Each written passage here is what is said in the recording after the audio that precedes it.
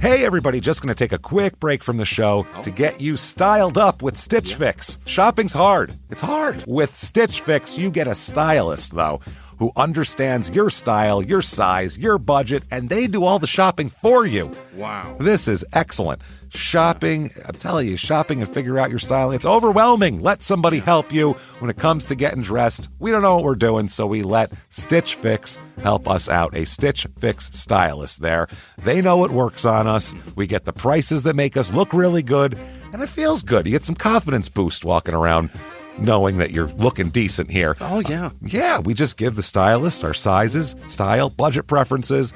We order boxes when we want, how we want, no subscription or any of that required. And they send called Just For Me pieces as well. Like, maybe you'd like this, and it's awesome. Outfit recommendations, styling tips. You keep what you love, you send back the rest. It's super easy. Yep. You can do it, and we are doing it because it's excellent. Personal styling for everyone. Get started today at stitchfix.com/STM. That's stitchfix.com/STM. Now back to the show. Hey everybody, just going to take a quick break from the show and tell you about Noom. Has Noom helped you? I believe it has. Oh, that's got an app. You can do tracking. It's terrific. It does. And Noom builds personal plans that can meet individual needs. That's the thing. Takes into account any dietary restrictions, medical issues, other personal needs. That helps build a plan that works for you. And yes, so I know that you've had your own personalized program here that you've been working on. And it's weight loss This is weight loss results that last. They stick around because you get yourself into a lifestyle change. That's what matters. That's mainly it. You can't just say, I'm going to cut that out for a month and then go back to it. That's not what it is. So I'm glad it's helping you. That's great. And it really does. I like the psychology and biology-based approach here. Yeah. Noom Weight uses psychology. That's why they say losing weight starts with your brain, but it also takes into account your unique biological factors, Jimmy. All of your multitude flora and fauna that goes on inside of you there. Sure. Yeah. Stay focused on what's important to you with Noom's psychology and biology-based approach. Sign up for your trial today at Noom.com, Noom.com here. Based on 3.5-year study of actively engaged Noom users with minimum starting BMI of 25. Individual results may vary. Visit our website for more information. Thumbtack presents the ins and outs of caring for your home. Out, procrastination, putting it off, kicking the can down the road. In, plans and guides that make it easy to get home projects done. Out, carpet in the bathroom. Like, why? In, knowing what to do, when to do it, and who to hire. Start caring for your home with confidence. Download Thumbtack today. This week, in Stafford, Connecticut, the disappearance of a young woman causes a massive search and brutal results, and investigators are only looking at one person. Welcome to Small Town Murder.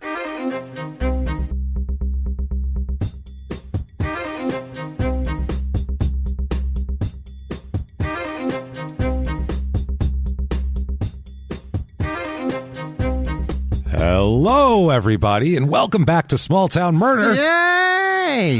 Yay, indeed, Jimmy. Yay, indeed. My name is James Pietragallo. I'm here with my co-host. I'm Jimmy Whisman. Thank you, folks, so much for joining us this week. We're excited. Yeah. We're always excited. But I don't know, there's a little extra skip in my step this week. In the air. Let's do it. I like it. Thank you for joining us. We have an absolutely insane episode this week, as usual. Yeah. But it's kind of even more insane than usual this week, so we'll get into all that. But first, we have to thank people for their wonderfulness. Thank you. Thank you for your reviews this week, first of all. Apple Podcasts, that purple icon, give us 5 stars. It helps so much, and we have no idea why.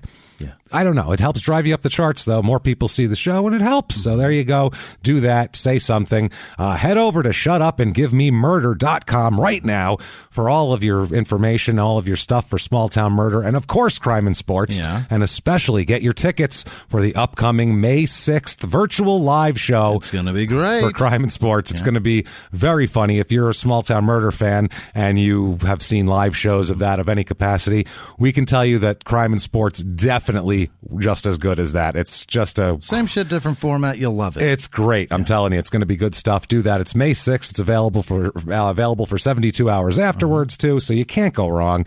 Get the virtual live show, and you can start to see shows are being rescheduled right now. Websites being updated, so you'll start to see shows where you can get tickets and where they're moved to and all that sort of thing. So very exciting. If you have questions about that, feel free to call the venue. Yes, because I know dick about dick. No, we don't know anything. I think tickets are being honored, but I don't know.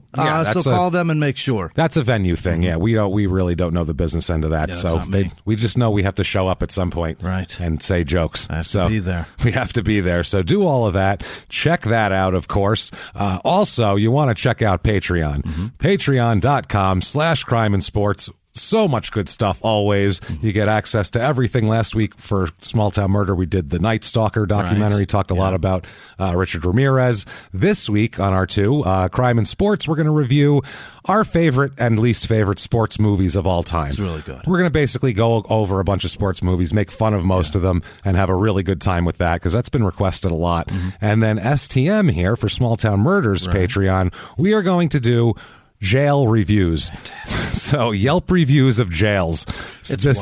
I can't believe that's a thing. This is a very requested subject, and I've been putting it off, and we're going to do it because it's really funny what what they want jails to be. I don't know what they're expecting, but it's crazy. So less freedom than I imagined. Some of them are really funny. Like they're really like, I don't like this about it. I don't like that you can't leave. One person's like, they didn't even let me use my phone. It's like, really? It's just really funny. I didn't like all the bars and it was cold and weird. People yelling. Patreon.com/crime and sports is how you get a hold of that. And also you'll be a producer who's a hero to the show. Jimmy will mispronounce your name at the end of the show. Oh, you bet. And if you just want to make a donation, be a good person, and be a producer still, have your name mispronounced, you can do that at PayPal using our email address, crimeinsports@gmail.com. Yes. That said, it's time for the disclaimer. Yeah. This is a comedy show. It is. After all, it's obviously about murder, so, maybe those are a weird mix, but it's a comedy show. We're comedians. There's going to be jokes. That's real. People are going to die. Yeah. But what we do to make this, not weird, a little more palatable, we go out of our way to try not to make fun of the victim or the victim's family. Why? We don't do that because we're assholes, but we're not scumbags. And that's the deal. That's how it works. So if that sounds good to you, awesome. If you think that true crime and comedy, just even if they're not, melded in a bad way, they should just never go together. Maybe it's not for you. Maybe not. Maybe it is, and you're just not giving it a chance. Either way, we don't want to hear any complaints about it later. No. You've been warned. You're in the car. We're robbing the liquor store. Let's ride. If things happen, you're just as responsible as anybody else. Let's just say that. And with that, let's also sit back and shout, "Shut up and give me murder." Let's do this, Jimmy. All right. Let's go on a trip. Pitter patter. Let's run it. Let's go. Where are we going? We are going to the East Coast here. We've been kind of bouncing. We were in the Midwest last week, in Nevada before that. So let's get back to the East Coast. Terrific. To Connecticut. It's lovely. Oh, boy. Stafford, Connecticut we're going to. I'm sure it's fantastic. It's not bad. It looks okay. It's northeastern Connecticut, kind of right on the border up there. Connecticut's like pizza. It's all good. It's nice. All fine. Connecticut's it all looks very nice. They have nice roads. Sure. They have good schools. It's that sort of thing. So it's all helpful. usable. It's very usable. Yeah. It's a good point. This is about 30 minutes to Hartford. Okay. So right outside Hartford. About an hour 20 to Boston. Yeah. So not far. And 45 minutes to Middletown, Connecticut, which is our last episode 185, which was in August of 2020. Not long ago. Seems like about 10 years ago. Like my junior prom and that seem about... Holy shit, we're in April. Jesus Christ. Seems about the same, I think. This shit-ass year's going by fast, too. Oh, yeah, it's cruising, man. It's moving along. It still feels forever, but... Yeah, it's bad. It's going fast, but it feels long. Is that a thing? I think so. It feels long, but then we're like, already? I can't believe we're here, but then again, that was a long time ago. Yeah, that's how it feels. This is in Tolland County, area code 860. History of this town. It's got a lot of little towns in the town. Yeah. Like Stafford Springs is part of this, and Crystal Lake, which isn't that where Jason Voorhees did his killing? Yeah. There you go. So if there's a camp there, stay away from it. To this. I guess. I don't know. It was the woods, so why not? Ellithorpe, Hydeville, Orcuttsville, Staffordville, Stafford Hollow, Village Hill, and West Stafford. Okay. All count under Stafford. So there you go. They think it derives from Staffordshire, England. Right. Probably, more than likely. It began agriculturally, obviously, back in the day. There wasn't a lot of, factories going on in 1750. Right. Except for the hats in Danbury, right? Well, yeah, you needed to make those and, buckles and things, I'm sure. That's the only real industry that was happening is textiles and shit. We need more buckles. Yeah. That was it. Just people are putting them on their hats now. It's so many buckles. Hats, shoes, and waist. It's too many. The buckle craze has gone crazy, people. Jesus Christ. Now they want it on their purse. No, then the buckle craze died, and that's it. Economies crashed.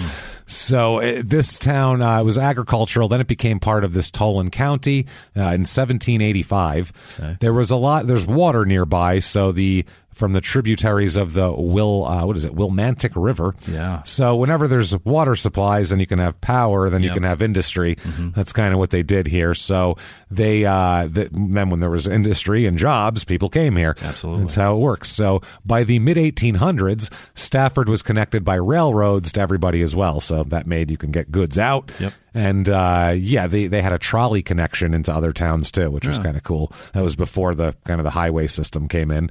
During the Civil War, factories in Stafford made cannonballs and other war supplies for the Union forces. Awesome. So they were making cannonballs there. That's so rad. That's fucking cool. Those are buried in a mountainside in Philadelphia and Pennsylvania somewhere. That's cool as shit. That's awesome. Yeah. So, the village has the Holt Memorial Foundation, and that's a big thing there. In the 18th century, though, here, 1700s, the spring at Stafford Springs was famous for its ability to, quote, cure the gout, sterility, pulmonary, and hysterics. No, it wasn't. Yeah. So you could just go there. They used to have this back in the day. That is fucking this is quack science. I love this. Yeah. People would go to springs all over the place, hot springs and sulfur springs. I know I'm cured. In California there, in Big Sur, there's the big springs where they used to go. They've had not like cults, but like weird religions that are like worship the springs. There's hot springs out here near the lake the presidents used to go to. Well, that's to here. And this, I get it if it's water. Maybe it'll cure gout. But is it going to cure pulmonary illness, really? I don't know how those things go together. How dry is the place that you live that you just went fucking nuts and just need to see some water? It's a spring. In 1771, John Adams, who was the fucking president, he wasn't yet, obviously. We didn't even have the Declaration of Independence yet, but he was then a young lawyer. He visited Stafford Springs for several days after suffering from overwork and anxiety. Yeah. He was burnt, man. So he relaxed. He was burnt. He went there to chill, which makes sense. It's like people going to Sedona and being like, it's the rocks. They get you real centered. Or it's the wine and the nice food and it's quiet. It's pretty. It's pretty. It's quiet. Yeah. It's 30 degrees fucking cooler than here. And you go up there wineries. It's amazing. You go up there and drink fucking wine and eat shitloads of that chocolate from the fudge place up there. That's delicious. Yeah, of course you're healed. Great. You feel great when you leave. There's a nice clean creek that runs that gets deep and it's beautiful. And then the second you pass New River and start hitting Phoenix traffic, you're going, you motherfucker, get out of the fucking road before I murder you. Hit the off-ramp, Ted. Let's go back. That's what it is. It's amazing. That's what this place is. It's beautiful, and that's why you can calm down. That's the thing. So who cares? So early on, they had iron bogs. Yeah. Iron bogs? Iron comes in bogs? Doesn't make sense. I don't know what that is. Those are two separate things, right? Yeah, I feel like it feels like the iron would rust. Dig around in there and pull iron out. I don't know how that works. And mineral springs drew indigenous peoples. This was back before, we had Europeans here and settlers. That's what originally became there. But at first, the Stafford Springs was a resort town, and that's how it was. In the late 1800s, the popularity declined because they realized it was bullshit. Right. And you're literally just sitting in tepid water with other people who have the gout. Isn't this gross now? Pretty gross, this right? Great when it was just me in here with my fat ankles. That's a bunch of people farting in a pool. I don't like this. This isn't good. Few too many fat ankles in here. Not into this. Gross. Yeah, this is bad stuff. So as they declined, textile mills, a button factory came in. Some buttons were popular, and a bunch of other stuff came in kind of to replace that as something to do. I found reviews of this place. I love it. I can't wait. Here we go. First of all, we'll start out with a 5-star. Got to give the good with the bad. That way you can't complain. Yeah. 5 stars. Great. Small New England town with a solid school system, public services, and a government that cares. Yeah. They care, Jimmy. Right. They give a fuck. Born and raised in this area, and I would never want to leave. Okay. All right, then. Sounds great. We've found exactly what you are. You're born and raised. You don't want to leave. Here's 3 stars. Yeah. This is pretty funny here. Vandalism and trespassing are pretty much a pastime in this area. Even the police station had a hole in their window. Drug use is also widespread. I would go back to the last guy and ask him some questions. Yeah. He's having a great time not getting caught doing all that shit, I think. Oh, shit. Yeah, of course he's having a great time. He's busting out police station windows. Born and raised. I'm never leaving. I can fucking paint up the police station. I can do anything I want here. They don't do anything. That's a bad sign for a town if the police station's being vandalized. That's not... Right? Yeah. That's kind of like they don't. Yeah. I don't think you have any respect there, gentlemen and ladies. That's all I'm going to say. They're not scared of you at all. That's how that works. So 3 stars. Yeah. The lack of activities and events may be driving the younger people to practice drug abuse and illegal activity. They're trying to find the root of the problem. Might I suggest the hot springs? I mean, you know what? It cures gout and sterility. See what it does for juvenile delinquency. It cures pulmonary illnesses, the gout, sterility, and juvenile delinquency. I don't know if you've got a vice and you get into a hot springs, you want to do that vice in that hot springs. I would think, right? Yeah, if I'm going to sit in the hot springs, I want to smoke a fatty in there, man. I'm going to take a couple edibles and then I'm going to sit in there, let them take hold while I. Bottle of whiskey. Oh man, we're going to have a ball there, man. Be sitting in those hot springs. Sounds great. Chilling. Yeah. So here's this person also says, I live in an especially rural area near the border of Massachusetts. I acknowledge the fact that there is a pretty obvious wage gap among the population. I do enjoy where I live, but if I had a chance to have a closer relationship with the townspeople, I would be cautious but willing. Huh? This person, what do they live in a fucking cabin? They don't trust shit. They sound like they sit on their porch with a shotgun. Yeah. No, and the townsfolk ain't coming near, are they? If I had a chance to have a closer relationship with the townspeople, I would be cautious but willing. It just sounds. Yeah. I don't know. I don't know if we're going to talk. I've seen them from my porch, and they look a little boisterous. I might unruly. You know what? Maybe tomorrow we're going to take another crap. I'm going to sleep on this because it's been just a. I'm cautiously reluctant. I'm reluctant. Let's just say that. Here's a 2-star, and they have a lot to say, all right, which is fun here. 2 stars. Growing up here wasn't great. Okay. All right. There is nothing to do in this town but have bonfires in the woods or do drugs. Okay. You've just described the childhood of everybody, even if there is shit to do. And Idaho. Yeah. I mean, that's just what you do when you're out in the sticks. Bonfires are great. Well, it's just what you do when you're poor. Because when I was a kid, there was tons of shit to do where I was from, but I didn't have any money. So if you don't have any money, you're not going to do any of those things. We either played basketball or we went and had a fucking fire and smoked weed. Find some dead shit and light it on fire. That was it. Let's fuck up our brains to this. That's what we do. It's great. To do anything fun, it's at least a 20-minute drive. That's what you're bitching about? 20 minutes? My word. That's nothing. It's a fucking drive there. You wouldn't survive here. Dude, you live 20 minutes away from everything here. I live 20 minutes away from getting gas. That's what I mean. Like, what are you talking about? Jesus. There are no jobs but working at one of the many pizza places. Basil's, I don't know what that is. Okay. Big Y, I assume it's a store of some kind. And McDonald's, which is one of the worst there is around. Okay. McDonald's-wise, We've been through this before. Yeah, they're complaining about their McDonald's. What do you want from them? Dunkin' Donuts or TTM, which I don't know what that is. I don't either. Which is a crappy job, they say. So I maybe imagine it's a gas station or something. Maybe. Yeah. Any new businesses that open close within 2 years. That's not good at all. That's not good. We are now going to have 2 rotaries, as if one didn't cause enough problems. Let's dump a boatload of money on another. I can't figure out why people can't figure out roundabouts. I don't know why it's so hard. It's really easy. West Coast people, that's what a rotary is. It's a roundabout. Yeah. East Coast people, that's called a roundabout. You just do it. It's just fucking figure it out. You rotary. Dumb fucks. Rotary. That sounds like it's from England. That sounds like English. Yeah. I was on the rotary. That would make sense. You can't say that if you live in Utah. I'm on the rotary. Shut up. It bums me out idiot. to be because there's 3 of them right fucking here. Yeah. And every time I get there, there's 8 cars backed up, and everybody's waiting for the person on their right to go. And it's like, no, motherfucker, just you go look if the no other one's way. go. Yeah, yeah, exactly. It's because America, we're always trained to look to the right. Yeah, nobody looks to the left and yields to that shit. No, you're right. We're always That's trained the problem. to right. You can turn on right. So rotaries, roundabouts, they're fucking useless in America. They're confusing, and people can't get a grasp on it. But that's because they're dumb. Yeah. Not because No. They're very easy to figure out. Right. That's It's certainly because it's dumb people. It's dumb, yeah. So they're very upset about that, though.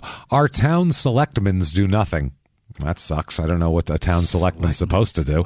Wow. Unless you are a Frassinelli, Bacchioli, or Rossi, you're a nobody. Apparently, these 3 families, these 3 mob families, apparently run the town. Rossi, Bacchioli, and Frassinelli. She's up there in 2R. Unless you're one of them, she's a hua. Janice Rossi, 2R. Superintendent? Yeah. There's a hua living in your building. Rossi, Janice Rossi, 2R. Sorry, I gotta break into a Goodfellas meltdown there. I have to be Lorraine Bracco for a minute. I never hear Rossi and don't think about that. I think about every goddamn time. Every single time I hear anybody named your Rossi. Last name's ruined. I'm sorry. Sorry. Rossi, Janet. If your name's Janice Rossi, if I met a woman named Janice Rossi, I would just be like, Janice Rossi, you're a whore. 2R. Oh my God. I'm so sorry. I didn't mean to say that. I know where you live. Oh God, Jesus. And I have so many predetermined. I'm sorry. I told your superintendent that there's a whore living in your building. 2R Rossi, Janice Rossi. I'm very sorry. But Goodfellas is ingrained in my mind. Okay, let's see here. Please correct me if I'm wrong. Yeah. He says, let me jump in. This is just me being racist against Italians for no reason. That's the other thing. Every one of them's an Italian. Yeah, they're very upset with the Italians. He hates them. He does hate them. I don't know. Hey, please, I'd like to hear from the Frassinelli faction here and find out if maybe you are wrong. I don't know if I'm taking their side because, I'm a biased, but you know what? I think maybe I think it's you. I think you're the problem. I'm on the East Coast slandering the good names of Italians. I should probably correct me if I'm wrong because I could be. Yeah, you know what? Just in case. I don't think I'm on your side, sir. Everyone knows everyone's business, which is rather annoying. Our downtown, though it has improved, still looks like a dump. Yeah. It's not much of an improvement then. We have numerous empty business buildings that look horrible. People are very narrow-minded here and judgmental. Uh-huh. Yes, the schools do provide a good education. Okay. They're acting like that's so what? Right. Like that's kind of the whole point. And most people are stuck in this town. I would never choose to move here. Wow. Well, what Good put Lord. you there? I guess born and raised. You can leave anytime. Yeah. You're welcome. Road's that way. So I'm a slave to Stafford. And then the two stars here. This one is very specific. Oh, boy. This is like they had. You can tell their problem that they had and whatever. Quote, lots of problems with defective concrete and foundations. Buyer beware. Lots. They moved there. Yeah. Their house has a problem. Right. So watch out. It's everybody. This one has all the problems, so everybody's got them too. You know it. So people in this town, population of all those places put together for the greater Stafford area is 11,901.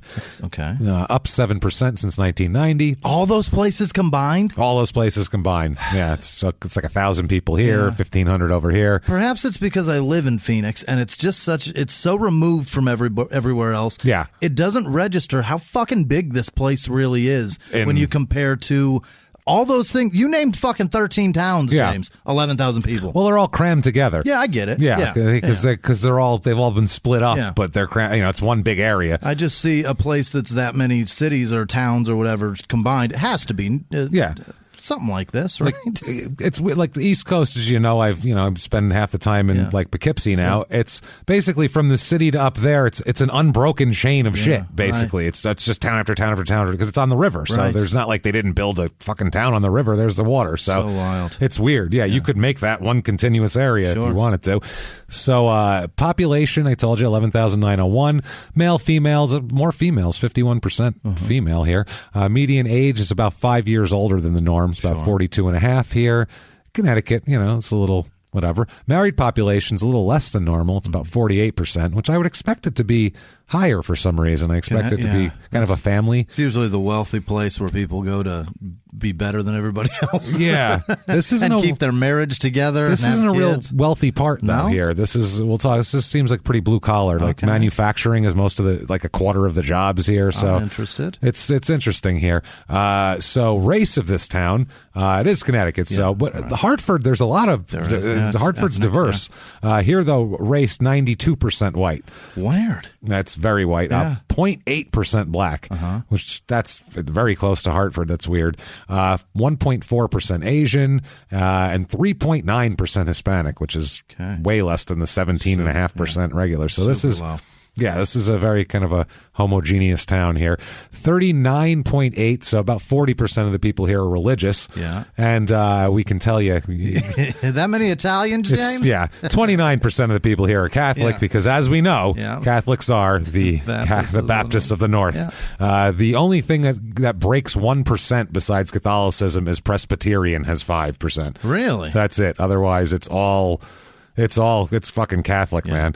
0.0% Jewish, which is also that close to New York City. Yeah, and it's not commutable though. It's like 2.5 hours. Just East Coast altogether. Yeah, it's weird. Tolan County here, politically, 49.7% voted Democrat in the last election, and 44.2% voted Republican. 6% Independent, which is higher than normal. Okay. Unemployment rate here is low. It's 3.6%, and just under the national average for whatever is being reported. Household income's a little bit high, though. It's normally $57,000 here to $68,813. That's what I know about Connecticut. Household. Yeah, it's not bad. So even the manufacturing jobs are well paying. Like I said, manufacturing jobs higher than anything else here as far as that goes. It's definitely the dominant thing that they have. Cost of living, 100 being regular average. Here it is 99.8. So it's real ass average. Exactly average. And the housing is the only thing that's low. Low, yeah. Connecticut has a place that has low housing. Unbelievable, right? What's the number on it? It's 80 out of 100. That's and amazing. The median home cost $185,700. Incredible. Which is very affordable. That's not bad. Most houses are kind of between $100,000 and $300,000 in that range. And if we have convinced you, damn it, to head to the Springs to cure your gout, sterility, juvenile delinquency, pulmonary illnesses, syphilis, hysterics, your asshole, whatever you want to cure, we have for you the Stafford, Connecticut Real Estate Report.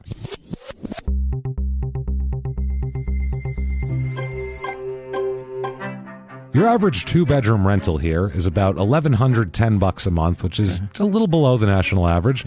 I found a 3-bedroom, 2-bath house. It's a nice house. It's 2-story, white siding, 1,560 square feet. Okay, it's a good size for 3 bedrooms. That's nice. It looks like a nice house though, like a nice house. $219,900 for that. Not bad. That's small lot. It's it's a little over half acre. Oh, that's great. It's not bad though. Yeah, nice yard, big yard. There's woods behind it. Not bad. I found a 30.36 acre lot. Oh my! So a little over 30 acres. Yeah.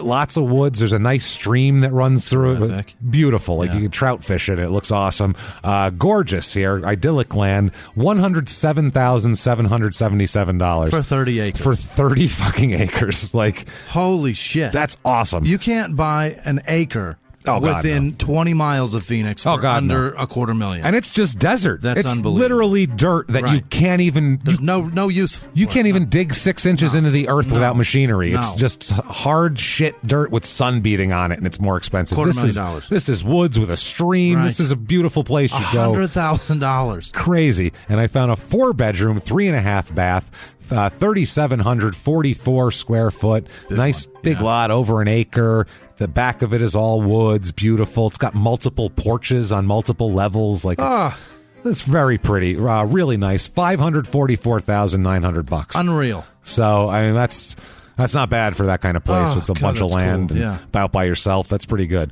Things to do in this town. Oh boy, the Stafford Springs Blues Festival. All right. Oh boy.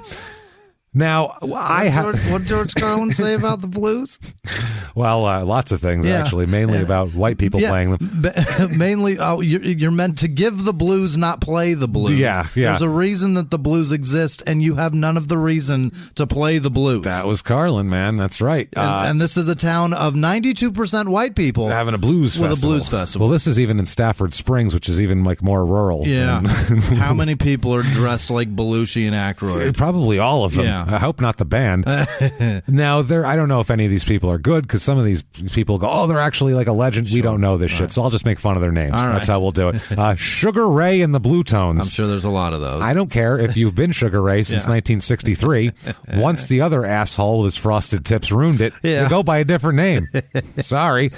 Just the way it works. Once he had to get work as a game show host, that's over. The Johnny Winter All-Star Band. Okay. But Johnny Winter's been dead for years. Right. This is just a former band of his. This is like one time when I was like 18, we went to see the Wailers. Who are they? Bob Marley's band. Oh, you just saw them only? They were in a little reggae club somewhere in New York. They got to pay bills too. It was they were great. I mean, it was fucking awesome, but it was like we went to see the Wailers, but I'm like, I think Bob Marley was the draw here. But there was a fun, I mean, they're fucking great. I mean, the music was great, but, I think... I feel like if somebody hadn't died, there'd be more than 60 people here tonight. I mean, it was a packed room, but it was like a 300-person fucking club that we were in. So, I don't know. I feel like they would be a bigger venue, maybe. So, there's that. Vanessa Collier and the Tommy Z Band. Okay. The Balkan Brothers. Nope. I hope they're not it's the Balkan Brothers. That's their name. Ricky King Russell and the Cadillac Horns. Oh, God. That would sound cool if it was 1964. That would sound awesome. And Kosher Kid and the Incredible Amplifiers. I like that one. I want to see that. I hope he's the headline. I think that's a comedy thing, and that sounds great. Hell yeah. Holly Harris of WUMB in Boston will serve as MC. Oh God, boy. Let me be there. The radio girl. Holy shit. Give them hell. Yeah, this is wonderful here. Gates open. Attendees are invited to bring a chair or blanket to sit on. Well-behaved dogs are welcome. Okay. So judge your dog beforehand. Decide if he's up to par. What an arbitrary... According to fucking who? That's what I mean. Who? According to what? They could be any kind of fucking dog here. They do offer free pizza and lemonade, though. So, how much is? How many people are coming? How much? I don't know. How much pizza you got to have on hand? I'm telling you what. If there's pizza, and it's free, I might take a look. Is what I'm saying. I like pizza, so find out who's who on this fucking blues festival. Let's do it. And let's find out if Sugar Ray is really living up to his name here. Then they also have this. He's going to catch a piece of pizza if he starts singing Fly in a blues tone. Oh, man, that would be terrible. You better not. Oh, no. I'll hurt you. Then this is a separate event. This isn't like a part of the blues festival. The motorcycle swap meet. I'm okay. Which is exactly what it sounds like. Sounded awesome until swap meet was involved. Yeah, so you like the word motorcycle, but then... What are they doing with motorcycles? Selling old parts? Yep. No. Buy, sell, and trade motorcycle parts and accessories. Music by Ron Jones and the Carptones. The Carptones? Gross. Like the fish? Yeah. The big ugly fish? Bike corral to buy and sell motorcycles. $10 it costs to get into this. $10 to go look at other people's shit. Look at other people's fucking for sale carburetors. Get the fuck out of here. Rain or shine. Oh boy. We'll stand out here in the rain. We don't give a shit. Crime rate in this town. What we're interested in. The real crux of this thing here. About 1/3 under the national average. Okay. So not bad here. And then violent crime, murder, rape, robbery, and of course assault, the Mount Rushmore of crime, is about 2/3 under the national average. So pretty safe town. Real safe. They were all talking like it's the kind of it's a cracky haven. It just sounds like it's probably just a nice town and people like to complain. Somebody's had an experience or two that sticks with them forever. Yeah, they're cousins on pills all the time. So they're, I don't know. Everybody's a piece of shit, I guess. Not just your family. I don't know. I had parts I was going to sell them that dirt bike week. And my cousin stole them for pills. It didn't work. Right. Sugar Ray and the Blue Tones came in and stole all my motorcycle parts. Now I got nothing. I got shit now. Great. Let's talk about a murder. What do you say? Let's do it. Let's do it in this nice little Connecticut town. This murder here, we'll go back. It's not too far. Go back here. So this is nice. I like the old timey murders because the way they're solved are not with any kind of technology. Yeah. They're solved with witnesses and shit like that. So they're very interesting. And then also I do like a modern day murder because like in 1975, if you were looking for a murder, you couldn't say check his phone records and see if he texted his girlfriend that he just murdered a person. Like, you know what I mean? That literally is a thing. Modern police work is pretty fast.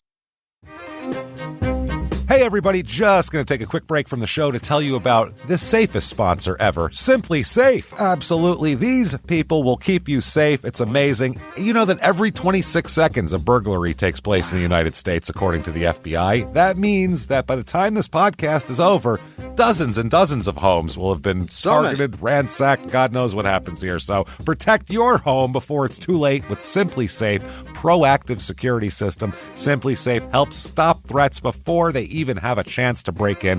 Named Best Home Security System by U.S. News and World Report 5 years in a row.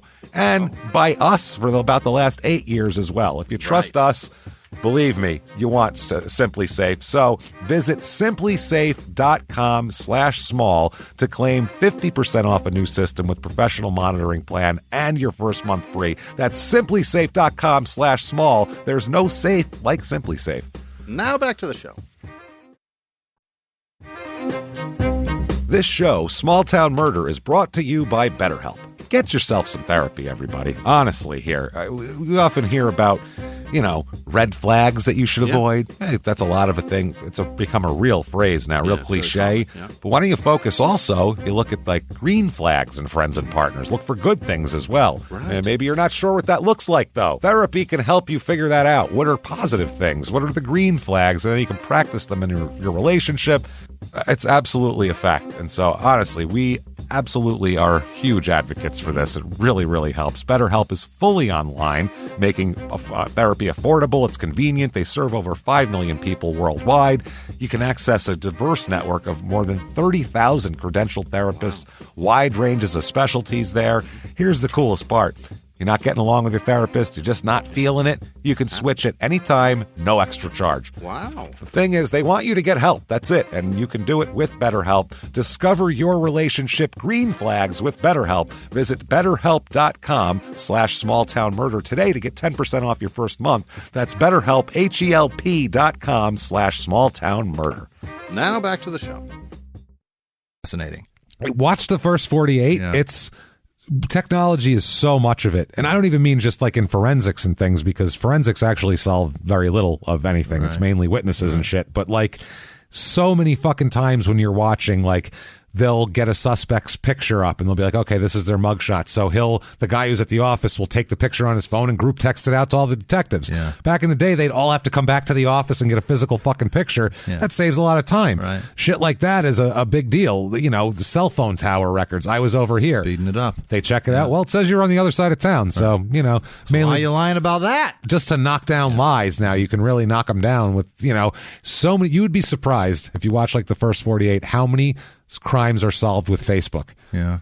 They just get on Facebook and they're like, oh, there's a video. He's literally a video from the murder scene 20 minutes before the person got murdered, and he said he was in another city. Right. So maybe he's full of shit. And Venmo's going to play a part in this shit now. Oh, yes, it is. That's what's great, too. Yeah, you're going to see a lot of that. Why are you sending money to hookers, sir? Dude. I mean... What do you do? How do you... It's just... Okay. We brought up Goodfellas before. Yeah. Remember the whole thing in Goodfellas, and Paulie's like, stop talking on the fucking phone. Yeah. Paulie doesn't own a telephone. Yeah. There's a reason why these old-timey gangsters didn't talk on a fucking landline even. Right. Because it's dangerous. Talk on landlines, type anything out. These people are typing... It's not just even talking, like in case there's a wiretap. Yeah. You're preserving it and archiving it. At least a phone call, if nobody wiretapped it, it's in the air. Yeah. You're literally like, I'm going to clean the blood off of myself. There's this one. Send the hookers to my house. Yeah. What are you doing? Dude, this one first 48, they solved it because they got a hold of the guy's phone records, and his girlfriend was like, oh my God, I had no idea, and I didn't know anything. Before it happened, he was like, I hit the guy, and now he's down. He's got a bunch of stuff. What do I do? And the girl was like, hit him again and take his shit and bring it to me. Literally, she was saying that. And he's like, should I kill him? And she's like, yes, kill him. Okay, he's dead now. I killed him. This Come is a home, fucking I need text money. And they confront the girl with it, and she's like, I had nothing to do with it. Right. And then they're like, well, what's up with the text? And she's just like, oh, yeah, I guess you can't get out of that. Whoops the daisy. Stop it. I get that that's an easy way to communicate, but good Christ. Oh, I forgot about that. Oh, that's right. We had an entire... And then Facebook stuff and their pages are just open. Venmo page, just open. Open. Nothing private. Just Nothing open private. to the world. You have no wild. idea that you can make that private. You didn't figure that part out? When you said, bring the girl to me. By the way, why does anybody have their Venmo shit I have public? no idea. Every time I have to pay something, I'm always like, why do I see all my friends who they're paying? I don't want to know this. This feels private. That's a lot. Feels like private information. That's heavy stuff. So, all right, 2007. Let's do this here. We're going to go back. Let's talk about a guy. Yeah. Let's just say here. Let's talk about a guy. Let's talk about a man named Kenneth John Otto Sr. That's okay, yeah. Okay. He's a senior because he, of course, has a junior. He's proud of himself. And if you're a crime and sports listener, you know that means trouble. This is dangerous. So he has been married to the same woman, Kathleen. It's Kenneth and Kathleen. Kenny and Kathy. Oh, boy. My aunt and uncle. What the fuck? Kenny and Kathy. 33 years they've been married for. Okay. So, I mean, they have a son. They have a daughter. Yeah. They've built a very nice life for themselves as well. Okay. They have a house, and they also have a 75-acre property in Stafford. Yeah. Big property with a trailer and stuff and a shooting range on it and all this shit They've got money. on. They do have money. Kenneth Sr. here, Ken, who we'll talk about. He's an executive with Body Coat. Okay. Body COTE. I imagine it's painting. He's the group operations director for the company. He's crushing it. Which provides metallurgical services to aerospace, automotive, and other industries. Okay. So, yeah, they're like doing shit with metal to make it lighter, more powerful, whatever, all that sort of thing. Aerodynamic and aeronautic shit. Absolutely. He makes over $200,000 a year in 2007 money, too. That's great. So he's crushing it. Makes like $230,000 a year. Wow. Nice property, wife, kids.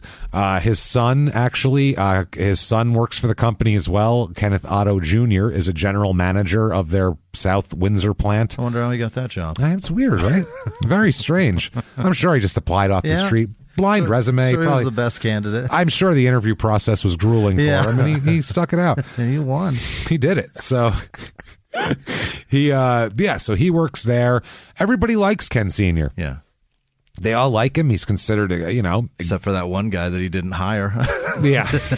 I'm sure there's a group of people. Yeah. There's a few people who think he's a dick for giving hhis kid the job and not him. Yeah. At the company, though, they like him. Although I'm sure his son got promoted over people, so they don't like him. Yeah. But otherwise, he's a successful guy. He's an executive. He's doing well. Alan Madden, who's the human relations director for Body Coat, said he's an outgoing and jovial, very friendly guy. He's a member of the company's senior team. Okay. So he's a hot shot, whatever, at this company here. So from the outside, this looks great. I mean, like I said, 33 years, son and daughter, son successful, following in your footsteps, and everything. If you've been with your wife 33 years, I hope everybody's happy. Yeah. Otherwise, what a miserable 3 decades. Yeah. But if everyone's happy, great. Good for you. But he also, he likes to have some fun on the side. He's a frequent visitor to Cahoots in Vernon, Connecticut. Cahoots with a K. Yep. And I'll let you take one guess as to what kind of establishment that is. Is this, James, by chance, an exotic dance location? It's an exotic dance locale. It is. They put on exotic dance shows here. You're telling me a senior executive at an aerospace engineering plant loves who's been married to the same woman for 33 years. Likes to see a pair of tits that aren't hers from time to time. Weird, right? Isn't that strange? It's a very strange thing. Unexpected, really, if you think about it. This guy, I would imagine, would just, So he likes going to the strip club. He's having a good time. Whatever. To me, he seems like the type of guy who eats lunch at the strip club. Probably. Which is that's a specific fella. That's a very, everybody who I just said that, everybody pictured somebody in their head. You know somebody that does it. You know someone that does it, or you know someone you suspect does it. And it's certainly the same guy that on the golf course flirts with the beer cart girl. That guy's an asshole. Yeah, because she's going to stop her duties. Her job is to blow all the foursomes on the course today, tips. sir. Yeah, she doesn't have kids at home to take care of. No, she's going to stop also she's 19 half the time, so she really wants you. A sweaty 58-year-old man drinking beer in the sun. That's who she's really attracted to. Nice pants, by the way. The young ladies find those hot. Golf. Yeah, I want you, sir. Hot. No. So, gentlemen, they don't want you, everybody there. It's and you know what? There's nothing you can really do about that. You're past that. Right. Just be resigned to that. It's fine. Go to the strip club and pay your money like you're supposed to. Yeah, there you go. And then you can see whatever you want. See tits, go there. Yeah, there you go. He really takes a specific liking to one of the dancers. Oh, boy. A Shemaya Smith. He's in love with the hooker. She goes by Maya. Stripper. Did I say hooker? Why did I do that? Did you say That's that? not nice. Jesus. That is absolutely not what those are. Not at all. He's in love with a stripper. I was trying to even quote a song. What the fuck? How did I do that? I knew that you were going for the song, and then that's when you said hooker. I was like, maybe he's not saying that. Slow down, mister. I thought I completely misunderstood your intentions. Did you hear a parody song, Jimmy? Oh, no, boy. I didn't. No. So, yes, he is in love with an exotic dancer named Maya Smith. And from all accounts, she's a lovely young lady. Sure. She's very nice. She just is what she does for some money. Yeah, I mean, she's young. Okay. Fuck, man, if I was like 23 and had a hot pair of tits, I might want, I'd be like, well, I'm not going to go be a secretary for fucking 9 hours or whatever this shit and sit in a goddamn cubicle and I can shake my tits for 2 hours and make better money. Disappearance is fleeting. I'm capitalizing on it while I can. If anybody wanted to see my cock when I was 21, I probably would have showed it to him. I don't know. But nobody ever thought, I never thought anyone wanted to see it. If there was a building that you could go to, being a very skinny, awfully hairy white man with a very average cock, packed with women that want to see that and pay you money, I would certainly pay my bills that way. Shit, that's what I don't get. A single person. People judging strippers. I'm like, how dare you? Who are you judging? Is it because she won't fuck you? That's exactly what it is. Why don't you just call it what it is, sir? Yeah, I never liked that. Like, come on now. And you should be very thankful that they exist. Because where else are you going to see young tits in person?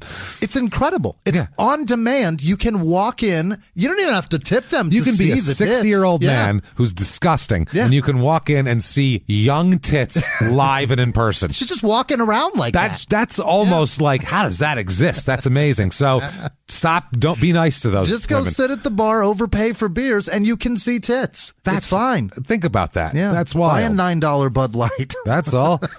So, she works at Cahoots with a K. Yeah. Which absolutely sounds like a strip club. This is in Vernon, Connecticut. I think it's kind of just outside Hartford. Okay. And, so they, up in 2007, they kind of, Kenneth Sr. and Maya kind of, get like kind of a personal relationship outside of work. Sure. They hang out. He helps her with shit mainly is what it is. Yeah. They spoke on the telephone several times in February 2007 and he gave her rides places in his truck a couple of times. Okay. So yeah, there's nothing but he certainly at the moment. Expects more. God damn it, sir. Or he's just really happy to be next to young tits. Maybe. Yeah, some guys are satisfied just being in the car. I could do it. With young tits. Yeah. They're just like, wow, this is great. Someone's going to see me with those young tits and I'm going to feel good about myself. That's where it is. That's what they feel like. They're going to think that that's my girlfriend, even though she just needed a ride to the bank.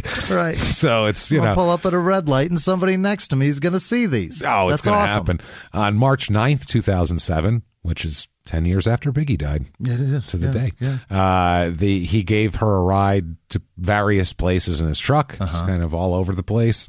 On March 14th, 2007, Maya left her parents' house where her and her boyfriend both lived. Okay. And she told her boyfriend that she was going to work and then meeting up with a client who owned a large parcel of property and drives a black truck. Okay. But didn't say a name. All right. Which seems like more information. It'd be easier to just say, I'm going to go hang out with Bob. Right. Rather than, I'm going to go hang out with a client who owns a large parcel of property and drives a black truck. See you later, honey. That's a weird isn't it strange way to leave? You would think you'd throw the name in just because you're being that specific in the first place. It's almost like you're winking a nod, worried about your safety. Let's also throw the name in. If you're jumping in his truck and you know the guy. And I assume this boyfriend's probably picked her up at work. You think she'd be like he, or, came there. So, I don't know, had brought her something that she needed or something. Like, I would assume that. And this, so, be like, this guy. So Ken's going to take her somewhere and help her run errands right now? Is that what's going on? Apparently. That's what she doesn't said. Say. Okay. Yeah, she said she's going to go, do that, go to work and meet up with him. And who knows what's going to happen here. It's a very, I don't know. Is it stable? Is that a stable relationship that you can pull that shit off? Well, I don't know if it's just a young. Yeah, but once you're a stripper too, then all bets are off for rules of relationships. You can just make it up as you go.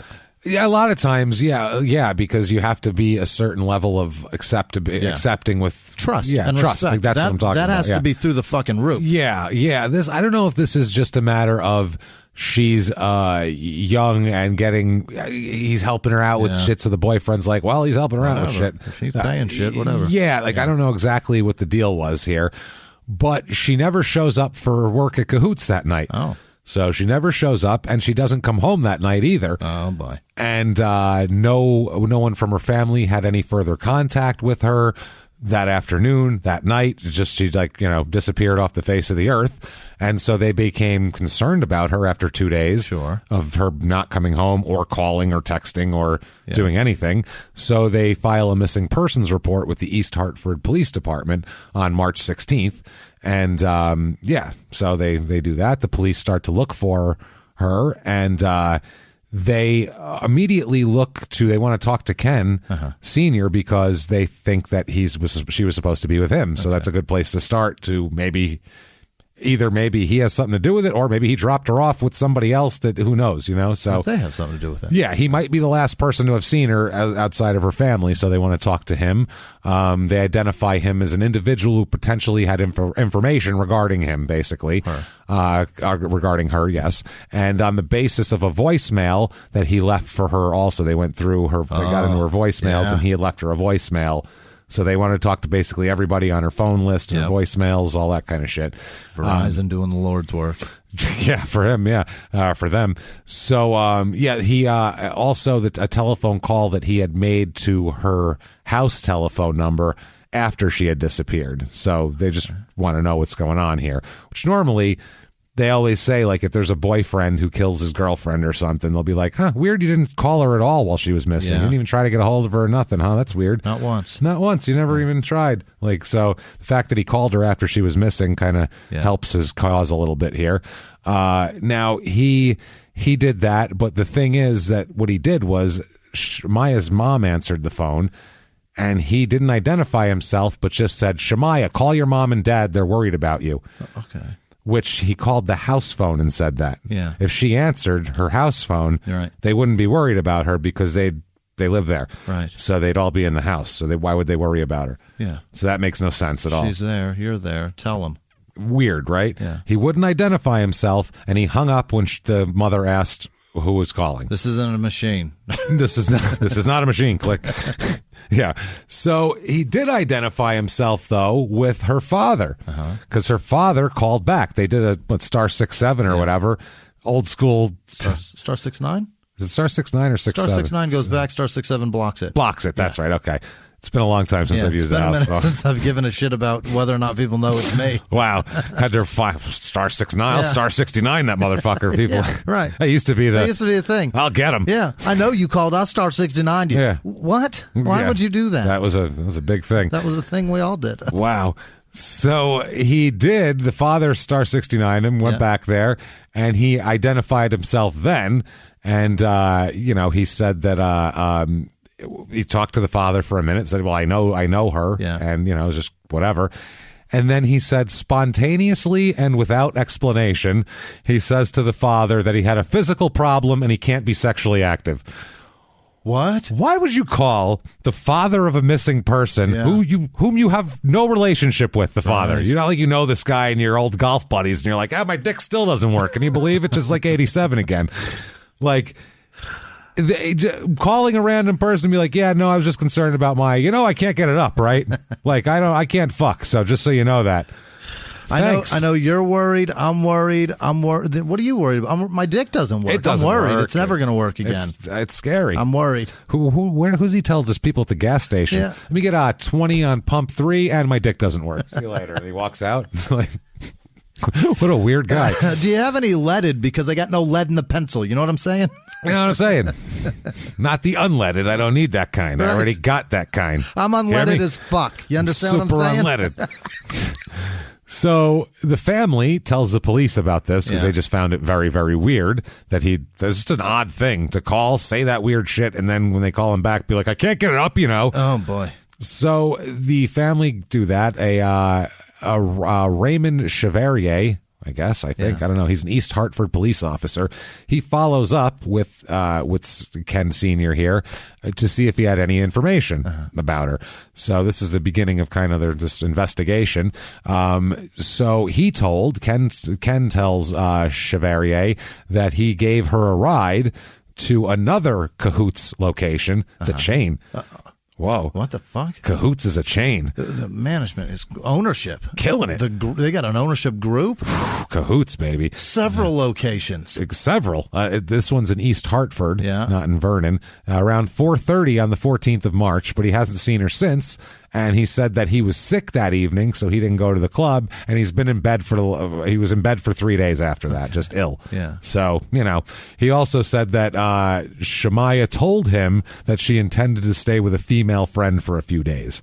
That's the only info I have. She said she was going to stay with this chick for a few days. Right. I didn't feel good. I went home. P.S. I'm limp. And did I tell you my dick doesn't work? Because I got that. And she's at the other strip club. So enjoy. Why would you go to a strip club if you?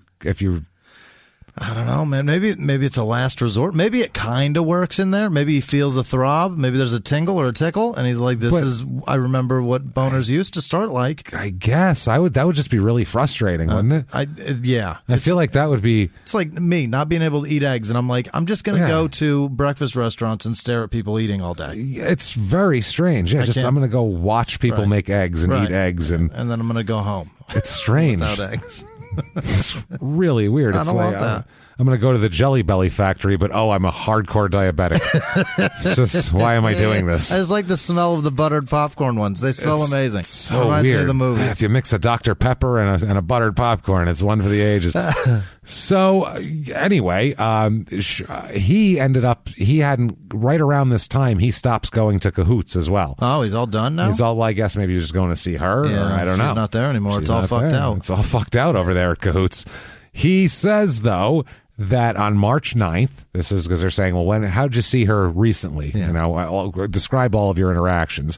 He said March 9th, he and her drove around for a few hours. They stopped at a convenience store to buy her a bag of Cheetos and a Red Bull. Yeah. Which that just sounds like a hell of a diet. That sounds like if you just she plugged no up? insult, but if you told me, quick, what do you think a stripper eats for lunch? I go, I don't know, Cheetos and Red Bull. Right? Wouldn't you just think that? I wouldn't know. I'm not trying to be whatever, but that's just, it just sounds like a young, I'm young and I don't care if people see my tits. Give me some Cheetos and a Red Bull. My digestive tract is bulletproof. I can eat anything. Yeah, that's the other thing. I'm going to wash this down with a bottle of fucking Tabasco, too. If you ate that as a meal, my God. You'd be a mess. I'd be in bed for a week. Maybe he shared it with her. That's why he was in bed for 3 days, because that's what I would be. Jimmy has the gastrointestinal system of an 83-year-old woman. It's embarrassing. Fucking amazing. Honestly, I can't eat anything. He can basically eat turkey sandwiches from Subway. It's the only thing that doesn't make him ill. And rice and chicken, no seasoning. With no seasoning. Yeah. He'll just throw a chicken breast on the grill. I'm in trouble. Oh, God. What are you doing? This is what booze does to you. It ruins you from the inside out. I'm positive that's what it is. It has to be. Because there's no reason in the world for me to be a 40-year-old man and can't digest anything but ice. That's not good.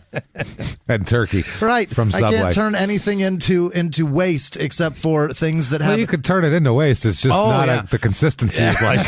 It's just hot lava. I just feel like it's not the. It is awful. You couldn't build a house with it, is what I'm saying. You can't build a cabin without logs, Jimmy. You That's couldn't your problem. build a sandcastle in a kiln with this. It's bad. No. It's awful. The low tide has come in. High tide has come. Wipe the castle free. Ultra. It's like the clay that you pull out of the bottom of the Mississippi River. That's what I've got happening. It's just like it would fall through your fingers. Like sand through the hourglass. It's not Jimmie's good. poop falls through his fingers like sand through the hourglass. Oh, man. I got the fucking bed of the Mississippi River over here. It's not good. Not just good. catfish in there. It's so bad. People noodling. Yeah. All right. That's great. So he said they got a Cheeto and a Red Bull, and then they parked for a period of time in the parking lot of Asnantuck Community College in Enfield. And then he dropped her off. I don't know if it's scenic or what. Yeah. And then he dropped her off at the Mardi Gras bar in East Windsor. Uh-huh. Did they park like Steel Magnolias parking? That's what I'm saying. I don't know what this kind parking of parking is. do they do? I don't know if it's just to eat this is a nice spot. Right. To eat my Cheetos. This truck has bad suspension. Pull over. I'm spilling my Red Bull. Yeah, please. He also said, though, that he has never, ever taken her to the 75-acre property in Stafford that he owns either. She's never been there. So let's go there first. Well, yeah, because right away, let's go there. And if he says his dick doesn't work, I assume he was raping people. So, however, though, the victims in this case, what they think is a victim of something at this point here, Shemaya, her phone records indicate that during the time that he said that he was driving her around, her cell phone activity connected her to the tower located on the exact same road as his 75-acre Stafford property. God. That was on the 9th, though. She was home and back and forth and to work and everything since then, but he said she'd never been there, and that's a lie. Yeah. So right away, why would you lie about that? We get too many question marks, sir. That's a lot. Yeah, that's not good. An investigator with the East Hartford Police Department, he says that the cell phone records led him to think that he's not being truthful and we should look further into him. Yeah. And so the phone call to the parents as well, they said, why'd you call the parents like that? He said that the purpose in making the call was to give Shemaya a hard time, quote, hard time for not staying in touch with her family. He didn't explain why he would call the house phone number when he had only contacted her on her cell phone up until that point. He'd never called the house before that. The first time he ever called the house was to say, Shemaya, call your parents, and then to talk to the dad and say his dick doesn't work. A guy whose dick doesn't work has multiple phone numbers to contact a stripper. There's a lot more questions that he needs to fill in. That's exactly, and they have a lot more questions for him. He said too that he was aware. He had heard that she didn't come home on the 14th, and there's rumors around how Cahoots is, right? So they talk about the ride to Cahoots East over there, the Cahoots 2 East location, the East Cahoots East location. On the day she disappeared, but she didn't work at that Cahoots. Never. She worked at the other one, and they interviewed staff members there at the East Hartford Cahoots, and none of them recognized her. She'd never been there. She worked at another place. It just wasn't there. There was no evidence that that she was there that night or any other night because nobody on the staff recognized her, knew who the hell she was. And so he said, but they said, well, you don't know anything because you were in bed for 3 days. He's like, I was sick as a horse. Right. As we've come to call it on this show. That's the way it is. I'm sick as a horse. I didn't do anything. I don't know what you've heard, but that's the only simile metaphor I've ever heard. All I got. Yeah. Sick as a horse. So they gather his cell phone records March 14th and for the following several days. And they indicate that, contrary to his statement that he was in bed for 3 days, he was actually out of his house a whole lot during that time.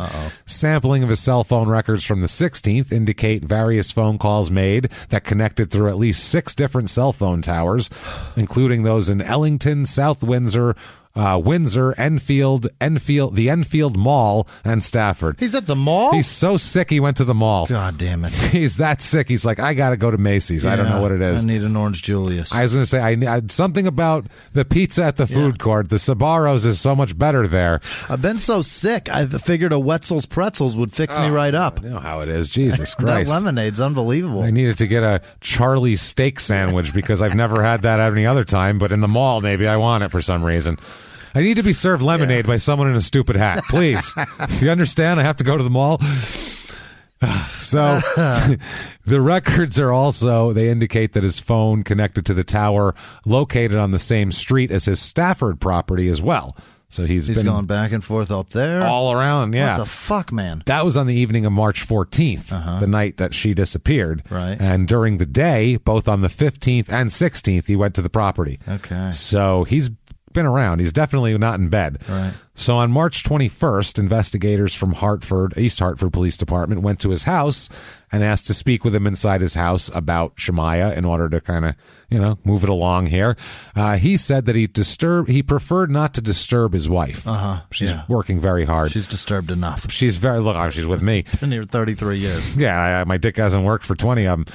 And asked to talk to them at the police station instead, which is usually where they prefer to people come down. Yeah. But a guy like this guy, you're trying not to spook him, trying to make it casual, so maybe he'll fuck up. Sure. But he's saying, let's go to the police station. I'm like, great. Yeah. Sounds good. Shorter walk. Yeah. Prior to leaving for the police station, as he's gathering up his stuff to go, he just said to Donald Olson, one of the investigators, quote, "It's sad about Maya." Oh, is that? That's all he said, and then didn't say anything else. Yeah. Like, what's sad? Yeah. She could be on vacation. We don't know. That's why we're... she could be partying with whatever money you've clearly given her, sir. It's March. She could be at spring break right now. She could be fucking know. It, yeah, she's in Cancun or something. We don't know what the hell she's doing. She's shaking her ass to Diplo. Ah, she's loving it.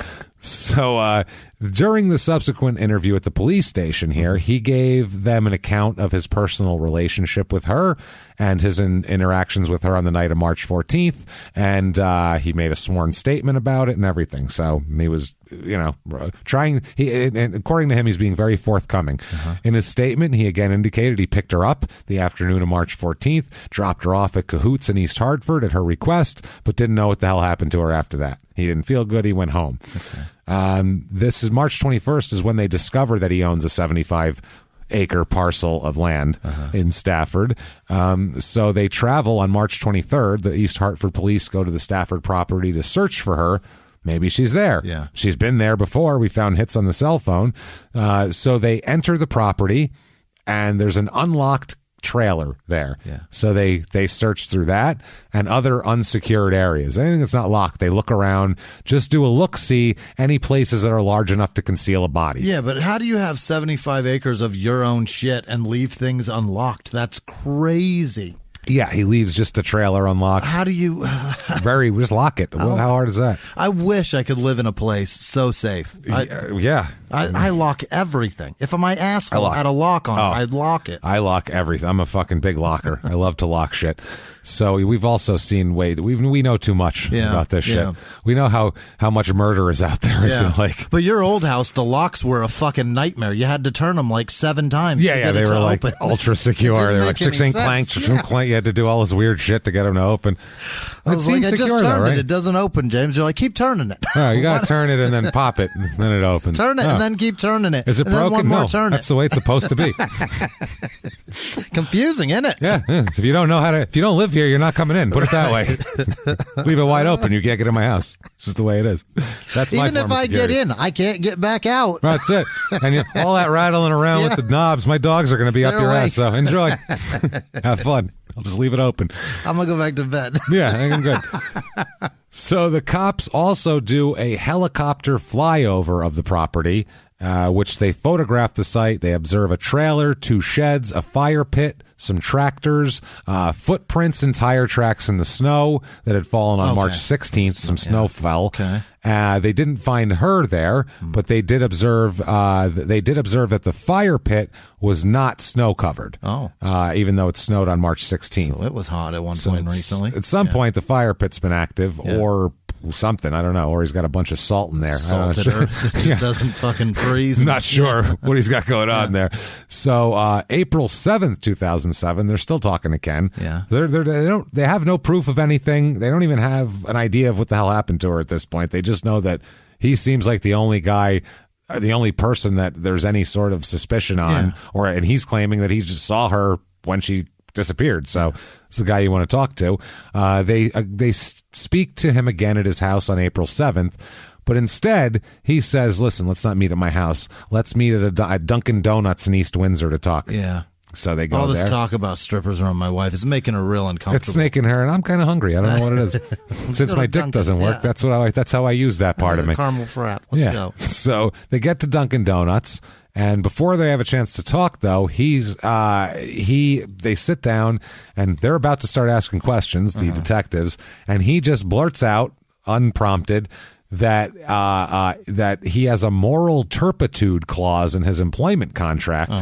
And it provided that he could not do anything to damage his company's reputation, and stated that if he violated the clause, he could be out, quote, a lot of money. Yeah, probably his pension. Yeah, and his giant salary. Right. So he blurts that out right away. Like, look, I'm not going to admit to, banging around with strippers outside a wedlock or anything, because they could actually say that that's bad, Sure. So, but it's so busy there. It's a Saturday morning that he suggests they go somewhere more private and continue talking. Yeah. Where does he suggest they go? Champagne room at Cahoots. The parking lot of another strip club located on the same street. Literally, there's a strip club down the street. We can just go there. I was joking. I know. I know you were. That's how ridiculous this man is. We could go to the strip club and chat with cops? What? Just hang out in the parking lot. Why the parking lot of the strip club? There's not a supermarket around there? That's the only business in the area? Let's just go in the strip club parking lot. Almost got it right. Dude, that's wild, man. I mean, it might have continued into the champagne room. Who knows? If we needed to be a little more private. I mean, we could head in there. I'm told that's where it's at. I don't know, obviously. Yeah, there's no sex in there. My dick doesn't work. Yeah, that's all it was. It was just Chris Rock and Nipsey Russell who was in the video. So when... so they do all of that, and they get to the parking lot. He gets in the police, follow them there, and then hops in the police cruiser, and they start talking a little more. Sure. They get him in casual conversations about his interactions with the victim here, or the alleged, who the fuck knows, but Shemaya will just say. Yeah. And they suggest that they visit some of the places that they had visited, that he went with her on the 9th. Let's just go do all the shit you did on the 9th. Boy. Let's just do it here. So he stayed in the cop car. They drove, and he drove them to a convenience store and to the community college. But I guess when he went to the community college, he couldn't find it. No. So he was like, then we turned here and here and here. And the cops said they were going around in circles. They were out away from it at one point. And they said at one point we just popped up and there it was. We think he didn't know even where the fucking place was, and he just got lucky basically. Wow. So that's interesting. Yeah. He went there a month ago, but now he doesn't know where it is, which is odd. Perhaps so. I mean, I've driven around some places where I was like, I was just here. I mean, granted, I was drunk while trying to figure it out, but I was been there before. I just couldn't find the locations, and so it's possible. Absolutely, but unlikely. It's weird. He wasn't drunk. It was the middle of the day. Yeah. Hey, everybody, just going to take a quick break from the show and tell you all sorts of good stuff about Chime. That's what I'm talking about. There's so many extra fees you have to pay in life. Everything. You go to the airline, there's an extra ticket on that. There's extra fee on every fees and fees, hotels, fees, all this type of stuff. We're trying to make progress, and the next thing you know, here comes another fee coming at you, and it's more money than you expected, and your whole math is thrown off, and it's awful. Learn more at chime.com/smalltownmurder. Chime is great with that stuff. I mean, you can't beat if your things are a little tight, especially around the holidays or after the holidays. Yeah. You need that money a couple days early, or you go grocery shopping. You got a car payment due. There's so many things that don't cross over exactly how you want them to cross over. Make progress toward a better financial future with Chime. Open your account in 2 minutes at chime.com/smalltownmurder. That's chime.com/smalltownmurder. Feels like progress. Banking services and debit cards provided by Bancorp Bank N.A. or Stride Bank N.A., members FDIC. Spot me eligibility requirements and overdraft limits apply. Boosts are available to eligible Chime members enrolled in Spot Me and are subject to monthly limits. Timing depends on submission of payment file. Fees apply at out-of-network ATMs. And now back to the show. Hey, everybody, just going to take a quick break from the show to tell you about a healthy, delicious item, Hero Bread. And we're both trying to get healthier this new year. Jimmy had a eye-opening doctor's appointment and things like that. So we're trying to get healthier, and I'm telling you right now, this Hero bread is a good step in this direction. It's delicious, and it is really good for you, and it's really excellent. They have the sliced bread is good, the bagels, the tortillas. I know you've been they're terrific. Ranting about the tortillas. They're so good. With Hero bread, you can focus on your health goals and still indulge in the soft, fluffy experience you love, but guilt-free. I really love the little Hawaiian rolls, too. Yeah. They're so good. They're so good. The Hawaiian rolls, they're legit. They're fluffy. Yeah. They're exactly how you want them to be. You'd never know it's low-carb and high-fiber bread from the texture.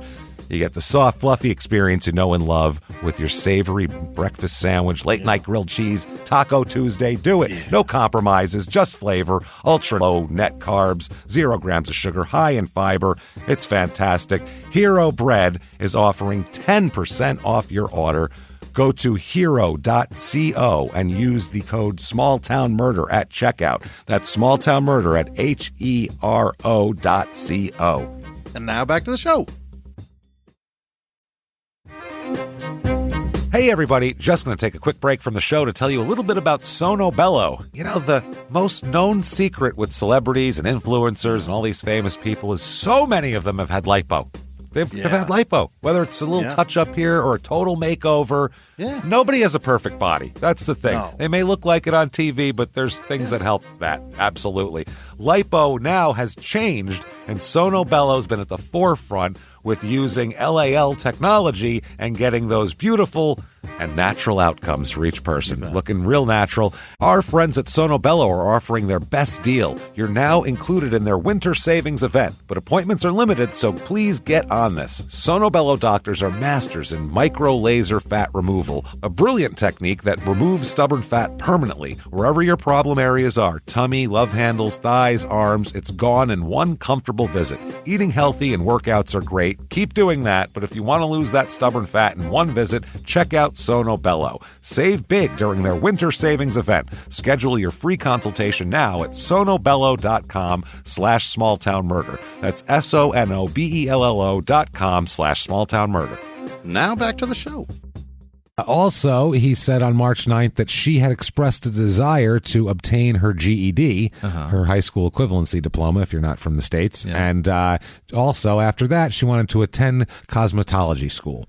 Okay. So that's what she wants to do for a living here. She has a plan. He said that he gave her $500 that day to help her to take her test, because it was a couple $100 to take the GED, right? And then he could also, so she could put something in to enroll in the school. Also pull on this and see if it gets hard. I was going to say, I don't know what that $500 entailed. What is he doing? I don't want to put her in that because we don't know. So, I don't know what she did, but I'm sure there was some hints and insinuations on his part. Well, also maybe he might be one of these. There's a lot of these guys who are older guys who they feel like if they keep giving a younger lady money, eventually that they'll fall in love with them and they'll want to be with them. Yeah. It's a weird thing that they do, and they have more money than time and hardness in their dick, so they don't care. You know, they don't mind $500. That's not important to them. Yeah. But the difference is that if your stuff doesn't work and you can't do it, there's a difference between can't do it and fucking it. I can and I need that. You know what I mean? Yeah, so eventually difference. She's gonna go, look, all the money in the world can't keep me from not wanting to fuck, because guess what? Dudes aren't the only ones that like it. Yeah. No, that's true. That's true. But I don't know if it's that or this, because like I was watching on 90 Day Fiancé, there's this guy who was going out. Yeah. He had an online Ukrainian girlfriend. Yeah. And it's been 7 years and he's never met her.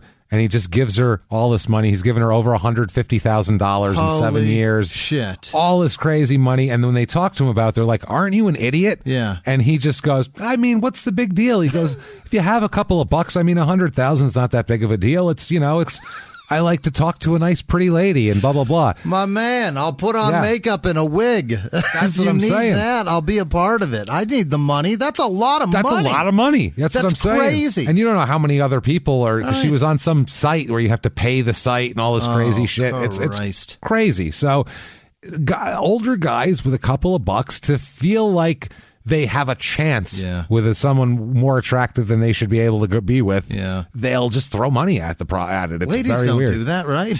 I don't. I mean, they sometimes. But the difference between men and women in that regard too is that there's always enough lube to keep it going. You know what I mean? Yeah. She can still enjoy it even if it's too dry. There's still a way to handle that. With a dude, you can't put a fucking popsicle stick on it and get to work. No, with the ladies, it's different because if they're giving a younger guy money, they expect that he better be like loyal. They're like on top of them, like the ones that happen in these reality shows. They're like on top of them where it's like, who are you calling? Who are you talking to? And all that shit. Whereas the guys are more like, thank you so much. They have to act like they're so loose and cool with the whole thing. It's just very weird. Act like they don't need you is the men. And whereas the women are like, I fucking need you. Yeah, to be a guy in that situation, older guy, it's like trying to hold your hands full of water and just not let any of it out. Like, there's going to be cracks and seeps. You're not holding that water. And then also act like the water doesn't sustain your whole fucking everything. Jesus Christ. So that day, he tells him about the $500. He also tells the officers that he has erectile dysfunction with her that day.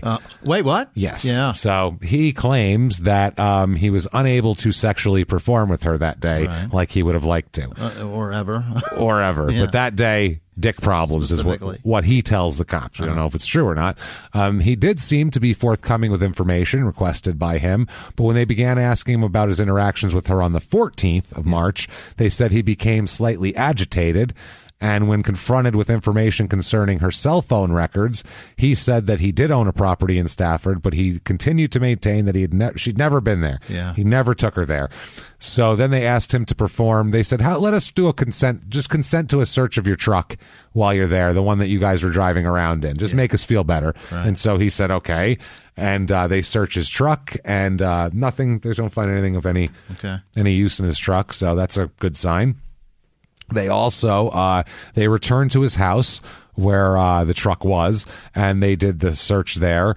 They did find there, but they didn't take any of this, though. They found .40 caliber ammunition, .357 caliber ammunition, 38 caliber ammunition. He's got a lot of guns. All in a locked gun safe beneath the two front seats. That's 3 different pistols ammo. That's 3 different ammos, all in a safe, though, between the two front seats. But that's all legally, as you know, it's fine. Sure. So they have 3 different pistols ammo in your vehicle? It's weird. Yeah. But they can't take any of that or anything. So they do that. After they get done searching the truck, they start talking about arrangements for maybe a search of his Stafford property. Okay. Maybe you'll let us do that. And they said they ended up working it out so they could come back April 8th the next day and search the property. Yeah. With his consent. So on April 8th, officers from the East Hartford Police Department, 4 teams of Connecticut State Police cadaver dogs, they all execute a search warrant of the property, during which 2 of the cadaver dogs teams alerted on a large fire pit located in a large clearing on the property. Yeah. That big fire pit where there was no snow. And they exhibited behavior indicating the presence of human remains there. Yeah. But that's all that they did, a dog's indication. Shortly after the dog's alert on the pit, he says, never mind, get the fuck off my property. Get out. He Everybody says, go. Consent revoked. Yeah. Get the fuck out. And they have to leave because they don't have a warrant. Right. He consented, and he can kick him out anytime he wants. Okay. So he does. They leave the property, but now they really want to. Yeah. Now they really want to look through this property. They want to search some more, so they seek and obtain a search warrant, obviously, for his truck, which they executed on the 12th, and for his property, which they don't get to execute till the 16th of April. Several days. 8 days go by, which is a lot of time. It's too much. Way too much. The search of his property on the 16th lasted about 4 days and yielded a bunch of items. First they get there, they found that he had, from the time they'd been there last, he had dragged the trailer from the primary trailer site where they were there the last time, 8 days ago, down to the secondary site near the fire pit. So he moved it. He moved the house? He moved the whole trailer, and that the living room portion of the trailer had been ripped from the frame and burned. Does he not know anything about questionable behavior? That's like, wow. I just ripped my fucking living room out and burned it. No problems. That's not his main residence or anything, but still, why? It's a strange behavior. That's some red flags, mister. I would say. They also said police observed him operating a backhoe, digging a hole in which he could bury the remains of the trailer with a backhoe when they got there. That's a big hole you've got to bury. He's got a backhoe. Holy shit. That's why he's got a backhoe. He's going to town with that shit. It's got to be a big backhoe. Yeah, that sounds like a construction site backhoe. Also, after excavating the dirt and ash from the fire pit in the secondary site, police discover several pieces of human tissue, numerous bone fragments and teeth, and a portion of a human foot. That's a lot of body. That's a portion of a foot? Yeah. Holy shit. And a set of keys that were later determined to belong to Shemaiah. Oh, no. In the pit. Oh, also 2 .40 caliber shell casings and a .38 special caliber hollow point bullet as well. Two different pistols. Casings found from one and a bullet from the other. Yeah. So that's different. They also recovered a third .40 caliber spent shell casing, but not in the large fire pit, somewhere else.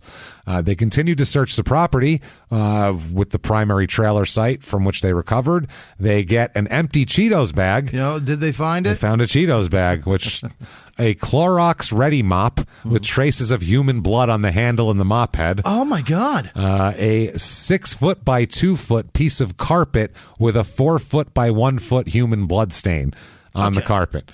We can stop digging now, you guys. Let's just go home. 4 and 1. There's a lot here, but we don't need any more. We're good. Yeah. And a vacuum cleaner bag that contains several pieces of plastic and linoleum, both of which had traces of human blood. Not good. Not good at all. Let's just say here. This guy's an asshole. Yeah. And then Michael Carpenter, who's a family friend of Kenneth's family, an Otto family friend, he said that on April 14th, if we remember, that's one of the days they were there. Right. Kenneth requested that he and his father return a backhoe they had borrowed from him. So that was the day, as soon as the cops indicated they found human remains, he's like, I need my backhoe back now. Well, they seize that shit, and I never get it. Oh, my God. So Michael Carpenter and his father arrived at the Stafford property. They noticed that the roof and the walls of the trailer had been crushed in, and that pieces of the trailer were already in a fire located in the large fire pit. I will admit, this sounds like so much fun to tear apart. Oh, I would love to rip apart a shitty trailer. If I'm not covering up murder, that'd be great. That's the thing. Yeah, if I'm not worried about, did I get all the blood out? Right. That would be fine. If it's just a shit trailer that somebody wants to throw in the garbage and I get to destroy it instead. And a body print of blood? What? Oh, man. No. That's the thing. How much fun would it be to buy like a car that doesn't run for $100 and just beat the shit out of it with a baseball bat and take a fucking circular saw to the roof like Lawrence Taylor at any given Sunday? Just go fucking bat shit on it. How fun would that be? They do that. They charge like $10 for a ticket, and you get to beat the shit out of the car for a few minutes. I'd love it. That sounds like a great time. Just because you never get to do that. Best $100 I ever spent. Tell me you don't want to smash a windshield in with an aluminum baseball bat. That sounds like fun. Stand on the roof and just come down on it like a monster. Hillbillies like to pack those full of tannerite and shoot them, and they blow up. But the problem with that is that the door comes back at you. Well, also there's a lot of other. Shrapnel's a thing when it's a big metal object with a bunch of parts on it. I love watching those videos on YouTube, guys that almost got killed. Some dude shot a riding lawnmower packed with tannerite, and he didn't take the blade off it. My God. The blade came back and took his fucking leg. John Deere fought back. I was going to say, you kind of deserve that. You know what, sir? That's on you. And he filmed it. What an asshole. Idiot. He's like, he probably did it live, too, so they couldn't even not upload it. Unbelievable. It took his leg. Oh, my God. That is wild. Unfortunately, that didn't happen to this idiot. No, he just fucking beat it up with a John Deere. I wish somebody would have took his leg. Yeah. Carpenter also says that he helped Kenneth drag the trailer down to the secondary fire pit and throw the rest of it into the large fire pit. He also said that he witnessed Kenneth pick up the trailer using the backhoe and drop it from approximately 10 feet in the air to get the rest of the pieces that could be burned off the frame. Just break it apart. Just to break it so he'd just have a frame left. That's all he wanted here. This Michael Carpenter noticed, that's his name, right? Michael? Yeah. Michael Carpenter noticed that he said that he was surprised when Kenneth would drop the trailer in that manner because, quote, we were going to use the frame of the trailer to build a sawmill on. Yeah, you're going to fucking damage it. It's going to be all twisted. Quote, so we probably shouldn't have dropped it. Guess not. He also said that he thought it was, quote, a little unusual to destroy a camper on that weekend because that was the time that he was, like, being investigated for murder. So he thought that was an odd fucking thing, or at least kidnapping. Weird thing is here, right after that, right after April 14th is that whole thing. His wife, Kathleen, files for divorce right then. Right now.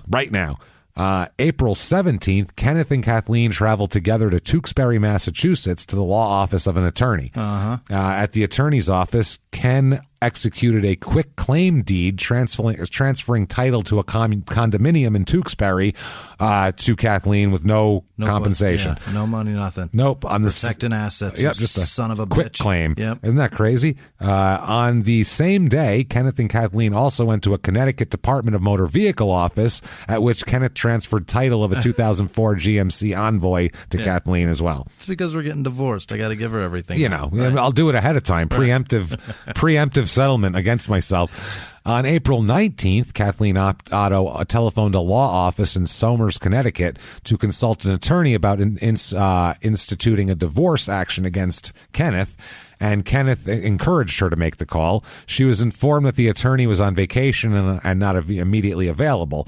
So rather than wait, they traveled to Beck Eldegrill PC in Manchester, Connecticut, which is a law firm, to consult with another attorney about a divorce.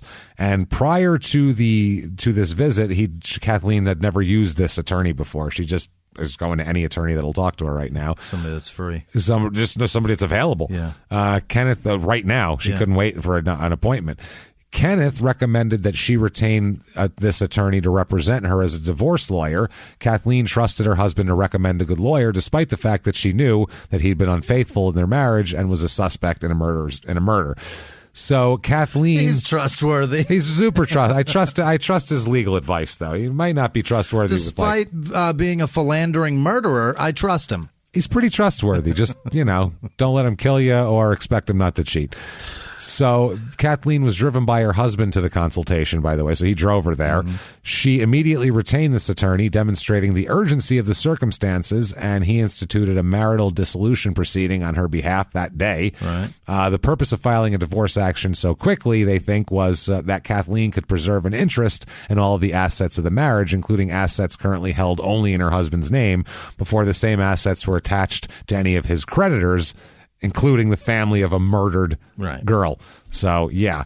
On April 23rd, 2007, Kathleen filed a notice of lis pendens, I don't know what that is, relating to the marital home located at 21 Woodmill Road in Ellington. On April 25th, her counsel also filed a notice of lis pendens relating to the 75 acres of land in Stafford owned by him. So, basically, Kenneth and his son were the owners on the record, and it transferred to her, too. She's taking all of it. She's taking all of it. So, April 20th, before the police had informed Kenneth that they had recovered shell casings and a bullet in the fire pit, his attorney contacted them asking him to come take the defendant's gun for testing and safekeeping, basically.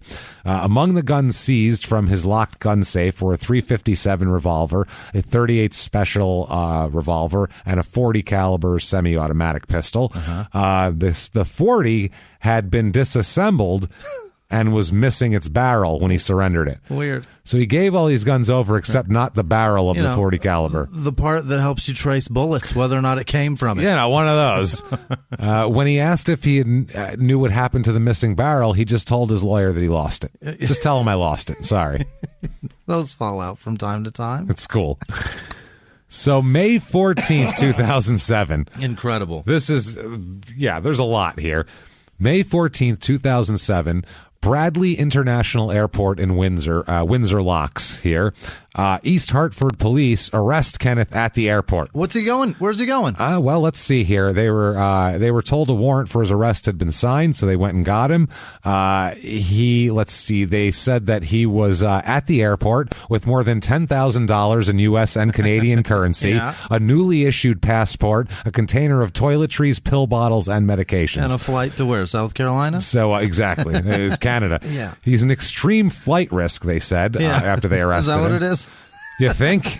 He's like OJ, for Christ's sake. He's got a disguise and literally 10 grand in cash. That's the OJ escape kit he had. It's exactly what OJ had, except OJ had at least a disguise. He doesn't even have a fucking disguise. And bank accounts worth a little bit more. True. Well, then again, too, he's not famous either. OJ was one of those guys. everyone on Earth knows what OJ looked like. Right. If he was going to like run away, he needed a disguise. Or people would be like, holy shit, it's OJ. He needs like a Leslie Nielsen mask. His fucking head is, no one's head is that size. Right. He's just a giant person. That movie, by the way, they did, The People versus OJ Simpson. It's bad. It's so much fun, though. It's so bad. I love a bad biopic because they're so much fun. David Schwimmer's terrible in it.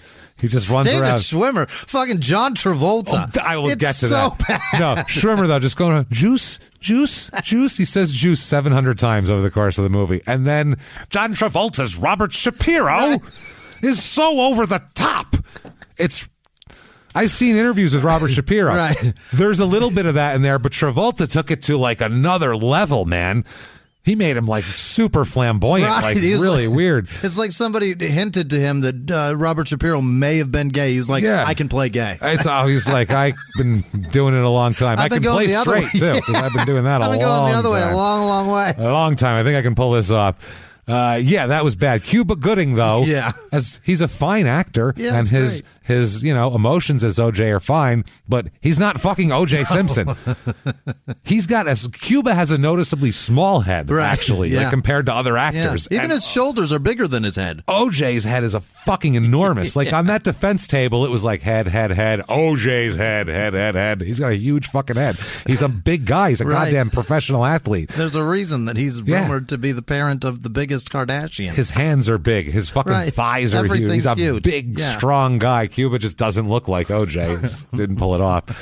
Anyway, so they asked for $10 million in cash bail. Really? No property or anything either.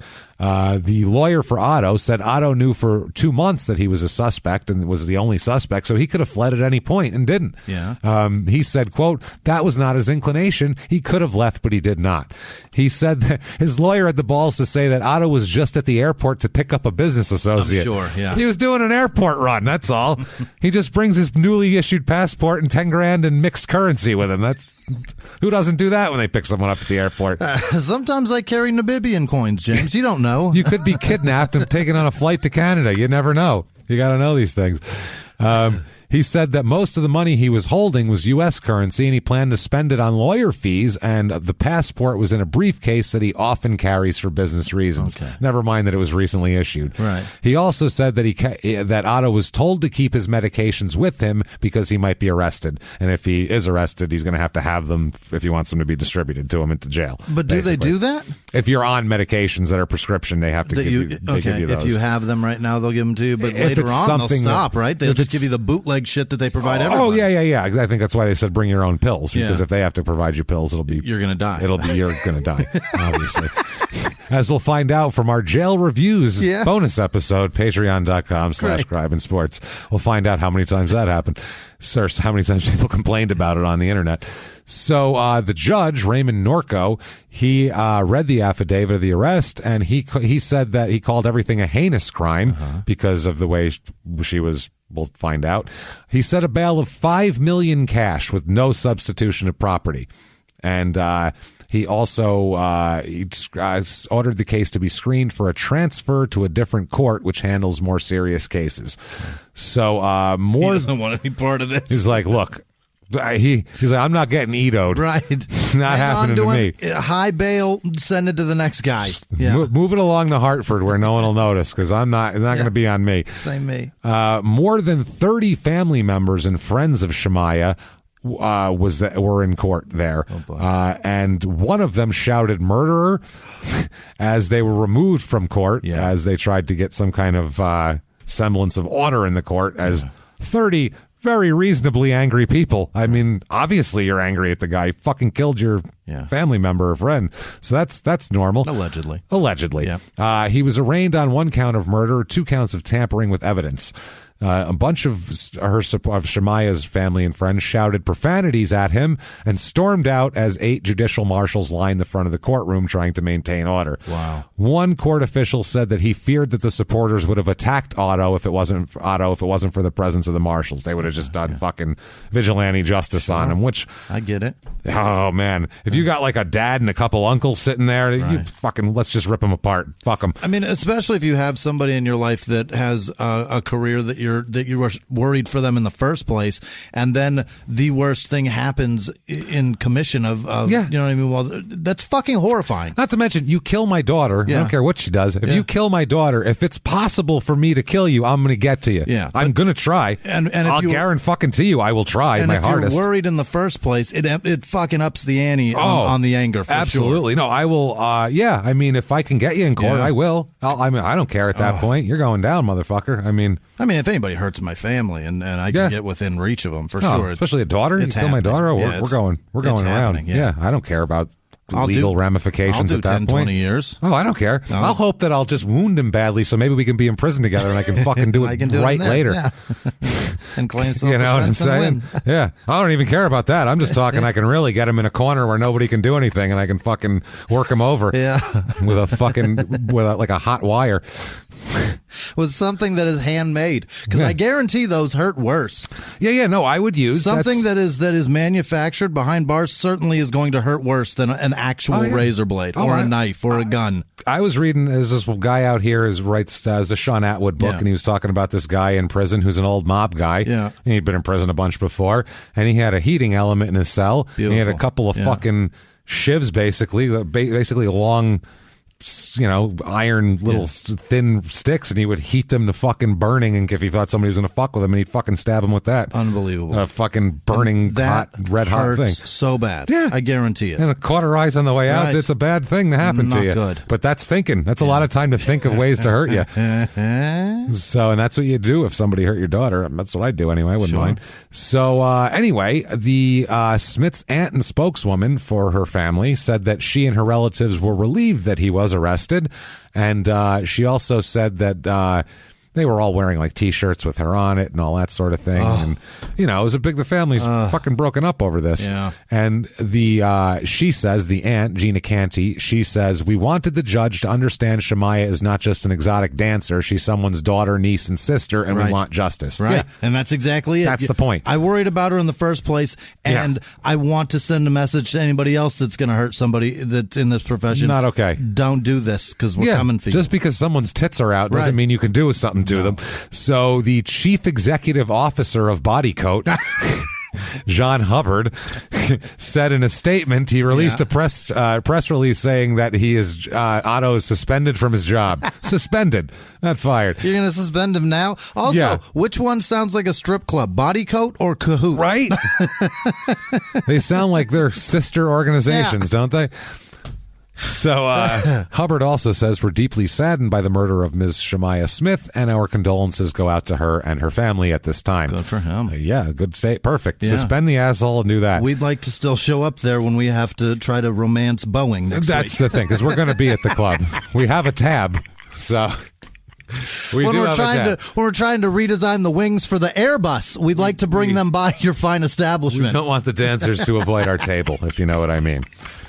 So the police are able to obtain a DNA sample from Shemaya, to which they could compare DNA results from the items recovered. Oh, they were not able to get a DNA sample from her. Really? Oh, yeah. They shouldn't have a goddamn hairbrush with a fucking hair in it or something. Toothbrush? Something. Nothing? I guess not like a really good one. Got it. Importantly, though, they did compare the DNA results from the items recovered in the fire pit and the blood evidence recovered from the trailer site to the DNA profiles of her parents. That'll help. And forensic analysts were able to confirm that the items recovered from the fire pit and the blood samples were consistent with having come from the biological daughter of these two people. Are they missing any other kids? So, no, this is only Yahtzee, one. We closed it. One missing.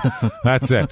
Now, they do have to acknowledge in court that because the carpet piece that had the 4-foot by 1-foot stain had been exposed to rain, the blood stain may have spread through a larger portion of the carpet piece than originally it covered, but the original dimensions can be indeterminable, but it's in the shape of a person laying there. That's fucked up. It's fucked up. So the original stain may have been somewhat smaller than 1 foot by 4 feet. However, it doesn't preclude a reasonable inference that the victim lost a lot of blood there. Yeah. You know what I'm saying? So my point would just be, does she fit inside that? Done. There you go. Yeah. I assume she's a smaller girl, just based on... Even James, if you laid down on the floor and then we drained all your blood, I imagine it would be bigger than 6'4". Probably. It would spread out some. It'd move a smidge. Let's try. Let's do it after the show. Who knows? We'll see how it goes.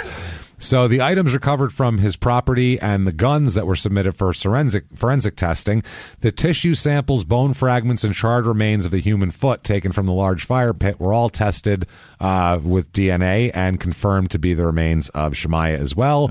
After conducting DNA analysis on the bloodstains from the mop and the pieces of plastic and the linoleum found in the vacuum cleaner bag, the forensic analysts were able to confirm that all the blood on all these items had also come from Shemaiah. All of them. Everything. God damn it. So the blood stain on the carpet piece, they were able to also confirm that the 4 foot by 1 foot continuous section was stained with human blood, but because it had been soaked by heavy rain prior to being recovered, they were unable to generate a DNA profile from it. It's just a nosebleed. It's all watered down at that point.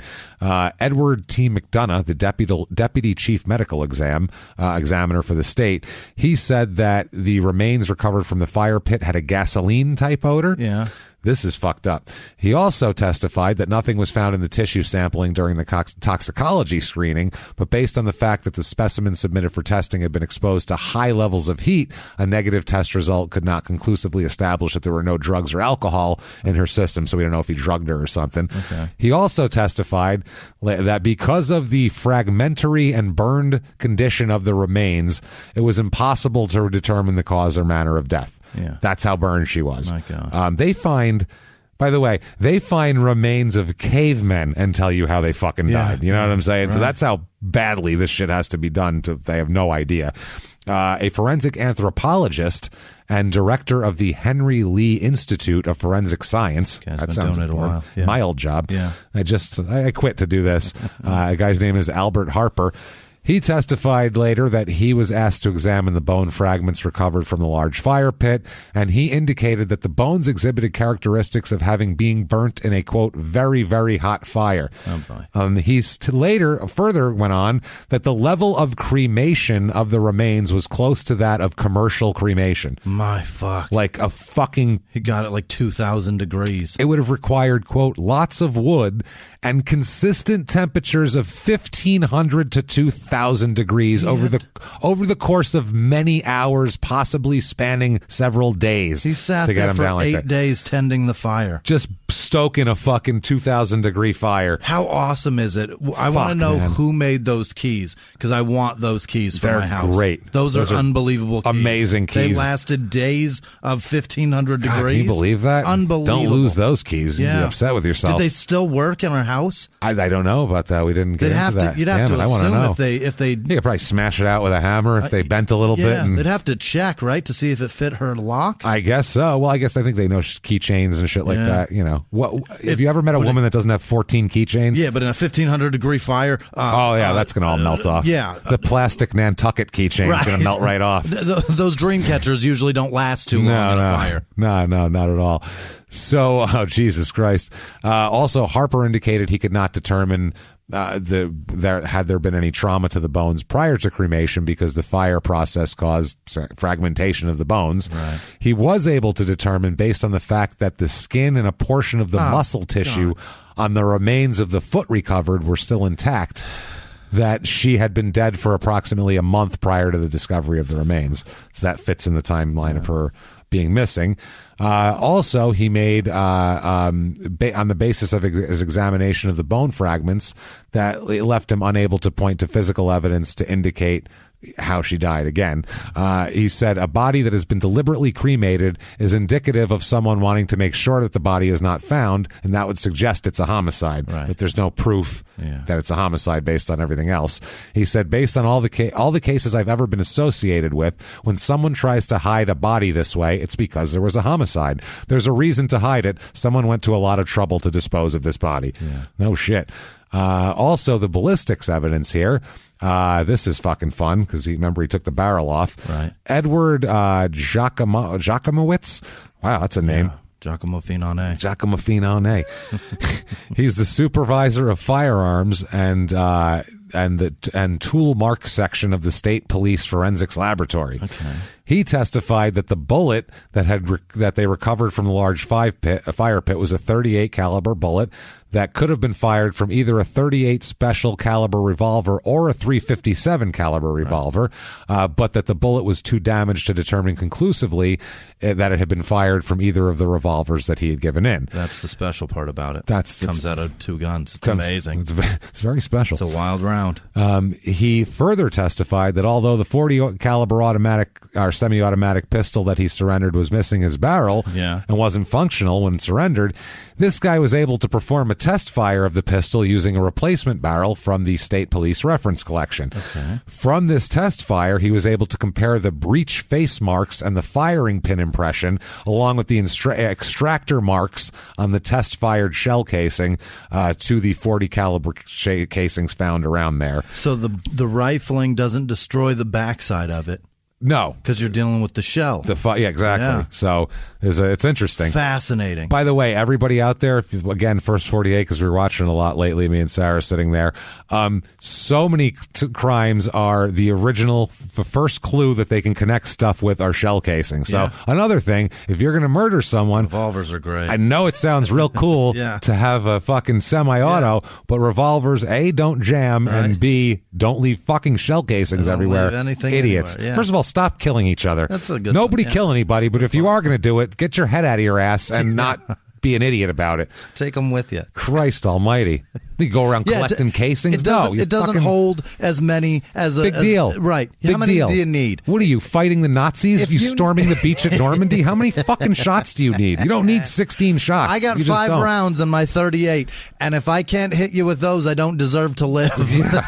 Well, hopefully 5 rounds from a .38 would disperse the problem, whether you hit him or not. It's not. Yeah. How many shots do you need, for fuck's sake? So anyway, he also said that it was his opinion that the 3 spent shell casings recovered from the property had been fired by that .40 caliber pistol. So not good for him. No. So they decided that their case prosecution is that he shot and killed her in the trailer. Used the .40 caliber pistol to do it.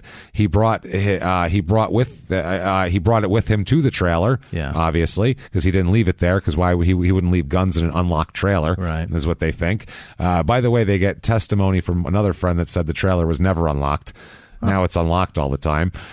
They said that she laid on the floor, on the carpet, bleeding massively from the wound.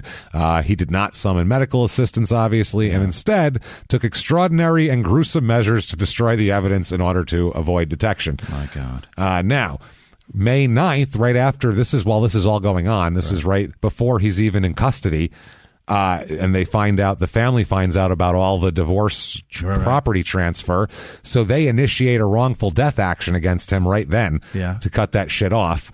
And the ex parte prejudgment remedy application was granted by the court. Oh, and that's a stay of all fucking property. That's what that is. You can't move shit. Yep. So the notice for opportunity hearing, the estate of Shemaiah Smith obtained a prejudgment remedy against Kenneth Otto for the amount of $4.5 million. Oh, boy. June 7, 2007, the estate of Shemaiah Smith, pursuant to the court's prejudgment remedy order, attached various pieces of real and personal property, including but not limited to the Otto's marital home in Ellington, 75-acre in Stafford property, a car, a boat, all this shit. The Liz pardons filed by Kathleen Otto are prior in time to basically like they have to fight that because she filed it so early. So they moved to intervene in the marital dissolution proceeding, the family. The estate was attempting to assert that the transfer of assets prior to the arrest had been made in violation of something here. The estate sought to protect the interest in any of the assets that might be distributed to Kathleen. So, they do all of this shit. The court found that in 3 years prior to his arrest, Kenneth Otto earned an average of $230,000 a year. Annually, his wife earned about $20,000 as a part-time pharmacy tech per year. Right. They acquired a substantial amount of personal property and real property, and Kenneth, though, had used $264,000 of his retirement account as well as other money to pay attorney's fees in this criminal matter. Really? It costs a lot of money to kill somebody. Right. You better have $1 million or at least to piss away. Right. That's if you're going to do that. Right. So the court concluded that Kenneth was unable to pay his wife an appropriate amount of alimony since he was incarcerated, so that's why she was going to get all this stuff, basically. The court determined that a fair and equitable resolution of the case is to transfer to Kathleen Otto all of Kenneth Otto's interest in real and personal property, minus $12,500 needed to pay attorney's fees, and require Kenneth to pay alimony of $1 a year because he's locked up. Okay. Broke, yeah. Now we'll get back to that later. Trial comes in. Basically, they have evidence. They introduced a section of carpet with all this goddamn blood stains, and it's a lot. It doesn't look good. It's not. It's a lot of shit here. It's pretty heavy. Soaked through the carpet to the backing. Oh, boy. So much there. Yeah. Testimony from the director of the State Police Forensic Lab that the loss of approximately 1/4 of the total blood in the body of an average-sized woman would have been required to create a stain that size. And also, if you lose 1/4 of your blood, it's over for you. Yeah, and then your blood stops pumping, right. and you just kind of ooze, and it gets coagulated at that point. You over. don't just bleed out like a fucking deer. It doesn't take everything. No, you bleed. Once the blood stops pumping, then it just settles. Right. The gravity takes over, and that's called lividity. And it's weird colors. Yeah. Exactly. So the state presented testimony also that only an injury caused by an instrument capable of cutting a blood vessel or deeply cutting into the body would have resulted in a loss of that much blood. Right. She didn't cut herself shaving her legs at the trailer, obviously. They also present evidence, testimony that such an instrument, likely with a sharp edge or point, must have been used vigorously enough to cut or penetrate deep enough to cause massive bleeding. And they said because the theory is she was killed in his living room, and the type of instrument required to cause the bleeding would not ordinarily be stored in a family room, a fucking saw. Right. The court determined that the jury could infer that he either had such a weapon in his possession while he was in that room or obtained it from another part of the house and brought it there to do this. So that's all part of intent and everything. The evidence supports the inference that the defendant shot the victim in the trailer. Items recovered were lots of blood, carpet piece, linoleum, vacuum cleaner bag, mop. These are all things covered in blood. Right. They were all items that would have been found or used in the trailer. They also could infer that it was not likely that the defendant would keep a dangerous and valuable gun in the consistently unlocked trailer when he has locked gun safes in both his truck and his house where he kept other guns and ammunition. Not normal. Also, the jury could infer that before using the gun, he either had it in his possession or retrieved it from the locked gun safe and intended to bring it there for a purpose. Right. They present evidence that he failed to summon medical help, obviously.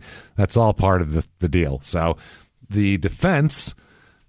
This is funny. They concede that the evidence of the carpet piece with the 4 foot by 1 foot human blood stain, the linoleum, and the blood on the mop was sufficient to support a finding that she probably did lose a lot of blood there. Yeah. Okay, we'll concede that. Okay. So, she's bleeding. So what?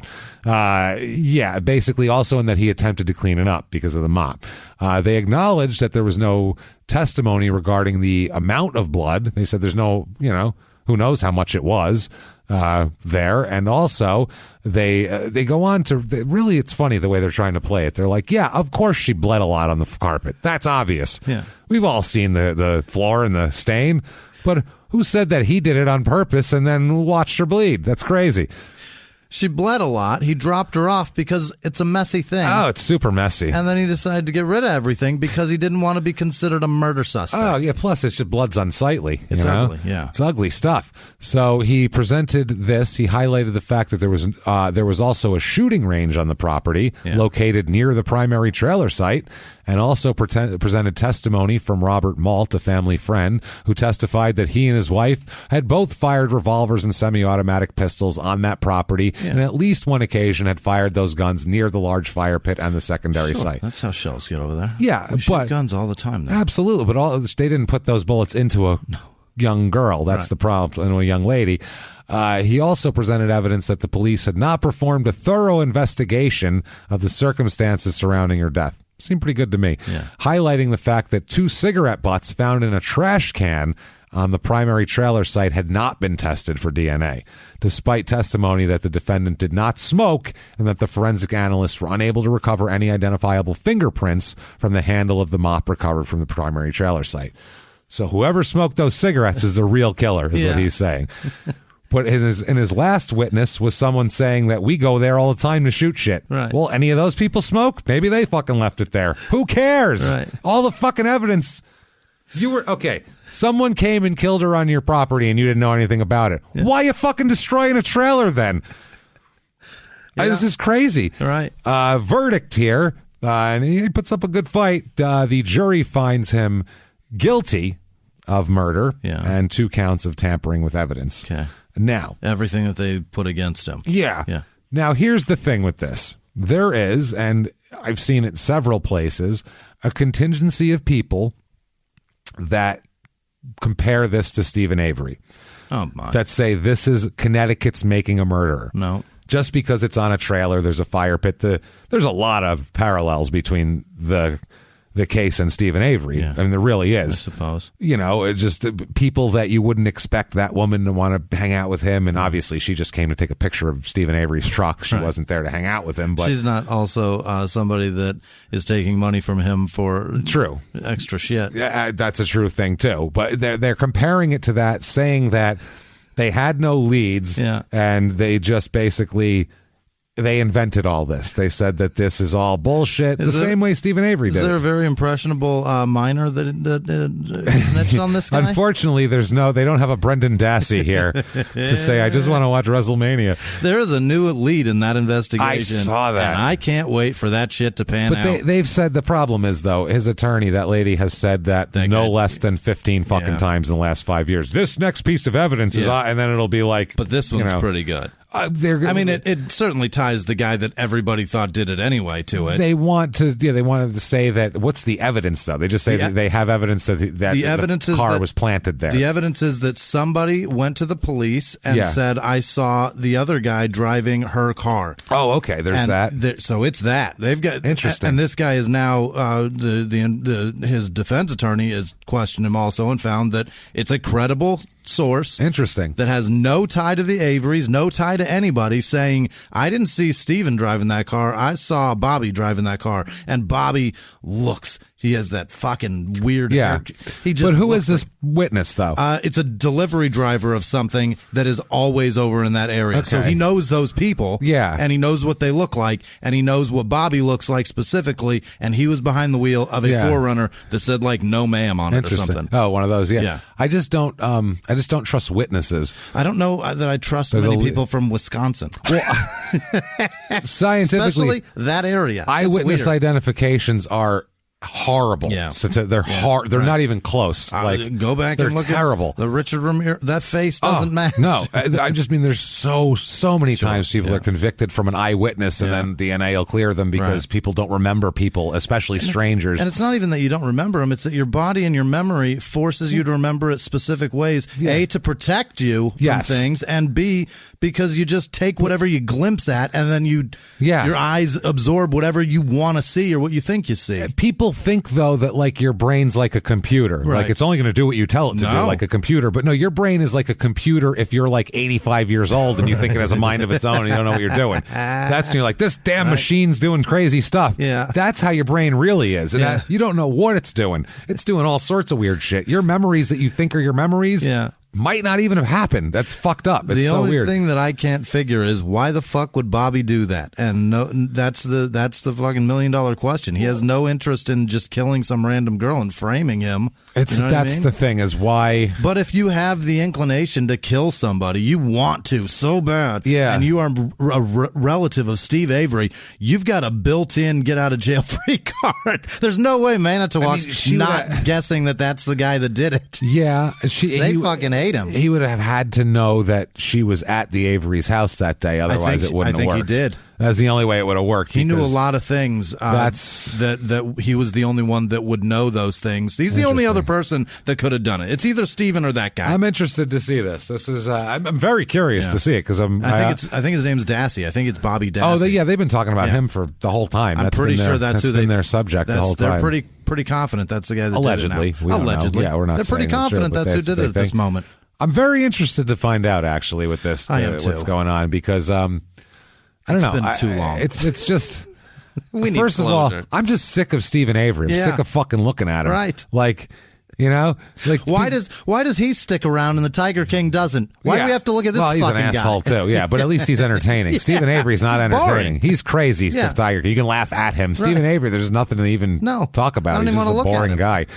I don't want to study him long enough to find something to laugh at. He's a creepy looking fuck. And he was falsely convicted once, obviously. We know the first time. But that was like, that doesn't mean he's a great guy. No. That's the thing. It's just, there's a reason why they suspected him to begin with, because he's not a good guy. And he did kill cats. That's what I'm saying. They had a reason to look at him to begin with for that. So, I don't know, man.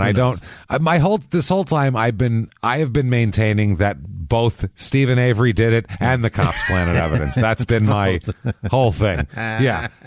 It's a pretty solid take. He did it, and they wanted to make sure that he fucking went to prison for it. So they're like, "What's that key fob on the floor? That's new. How did we miss that?" And every time we've searched this fucking place for fucking a month straight, it's not because it just fell out of Johnson's pocket, is it? Yeah, we'll just forget about that. We just missed it. Boy, it's this carpet. It's a gray color. Everything blends right into it.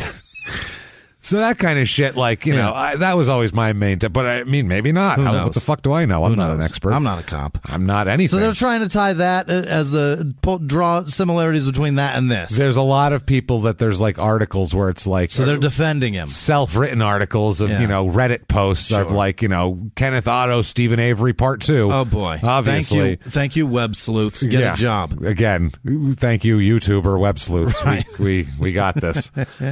So sentencing comes around for this, and obviously I don't think they're going to be too kind to him here. What do you think? I think he's in trouble. There's not a lot really to say that's mitigating here. That's a piece of shit thing that he did. Fuck mitigating. There's far too much evidence to try to refute this at all. You're in a lot of trouble. Well, the judge says, you, sir, may fuck off 60 years for murder and 5 years on each count of tampering with evidence to be conserved concurrently with one another. Total effective sentence of 60 years. Okay. So 60 years. It's not bad. He's in his 50s. Yeah, he's fucked. Yeah, I think his release date's 2067, so I think he's done. I don't think he's getting out. No. I think he's going to die in there. Yeah. So his appeal comes around, though, and he's got a lot to appeal on. His appeal basically goes on saying that they shouldn't have made such a big deal about the "it's sad about Maya" thing. I was just sad she was missing. That's sad. Falsely maintaining to the police that he had never been to his property. He said that wasn't true. Anyway, they lined up all this different type of shit. They said that he surrendering the one gun with the missing barrel and all that kind of shit. That's what the prosecution's saying. He's saying that the state failed to prove beyond a reasonable doubt that he intended to kill her. They're not saying he didn't, because she obviously had an injury there. We'll admit that, but we don't know what his intent was. It could be manslaughter. It could be an accident. They could have been wrestling. We don't know. He maintains here that in the absence of any evidence to show the cause or manner of death, the circumstances surrounding the death, or a motive to kill her, the evidence was insufficient to prove that he acted with specific intent to cause the death to support a conviction of murder. I don't know, man. I think you just be grateful with where the chips laid, because they could have got you a desecration of human remains. Yeah, there could be more. All kinds of fucking even things. More than tampering with evidence is nothing. Let's just line them up. Be thankful sometimes, sir. Yeah. They said, we note that the jury must find every element proven beyond a reasonable doubt in order to find the defendant guilty of the charged offense. But each of the basic and inferred acts underlying those conclusions need not to be proved beyond a reasonable doubt. The whole picture has to add up to that, not each thing adding up to that. If it is reasonable and logical for the jury to conclude that a basic fact or an inferred fact is true, the jury is permitted to consider that fact proven, and it may consider it in a combination with other proven facts in determining whether the cumulative effect of all the evidence proves the guilt and of all the elements of the crime beyond a reasonable doubt. Okay. They're giving the jury a lot of credit to be able to and a lot of leeway parse that shit in their brain. They said, as we've often noted, however, proof beyond a reasonable doubt does not mean proof beyond all possible doubt. That's very common here. Okay. Nor does it mean proof beyond a reasonable doubt require acceptance of every hypothesis of innocence posed by the defendant that had been found credible by the trier. It would have resulted in acquittal, so you can't say that. On appeal, we do not ask whether there is a reasonable view of the evidence that would support a reasonable hypothesis of innocence. We ask instead whether there is a reasonable view of the evidence that supports the jury's verdict of guilty. Mm-hmm. He's saying it's bullshit. Okay. So they said that we have held that the specific intent to kill is an essential element of the crime of murder. Obviously, to act intentionally is murder. Otherwise, it's an accidental thing. It's manslaughter. It's a different fucking charge. They said the defendant concedes that there was sufficient evidence to establish that he, quote, tried to conceal his connection with the victim's death on his property. So the sole question before the court would be whether the jury had sufficient evidence from which to infer that he intended to kill her, because the jury could not properly have inferred an intent to commit murder from the mere fact that the death of the victim or even the death at the hands of the defendant. They're really got some balls. They're going hard for this. They're going hard. Yeah. They acknowledge the absence of certain types of evidence that they've identified. And anyway, they said, though, even in the absence of a body or even body parts, a specific type of weapon used, a specific type of injury inflicted on the victim, or any prior planning, preparation, or motive, this court has determined that other types of evidence, when viewed cumulatively, can be sufficient to support the jury's finding of intent to kill.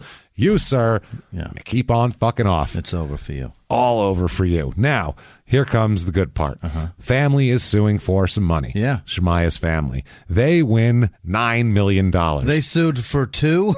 They got $9 million. That's awesome. Good for them. So good, they fucking deserve it. They're not going to get it. Well, no, I don't know how they're going to get it, but any fucking money they ever make, that's going right to them.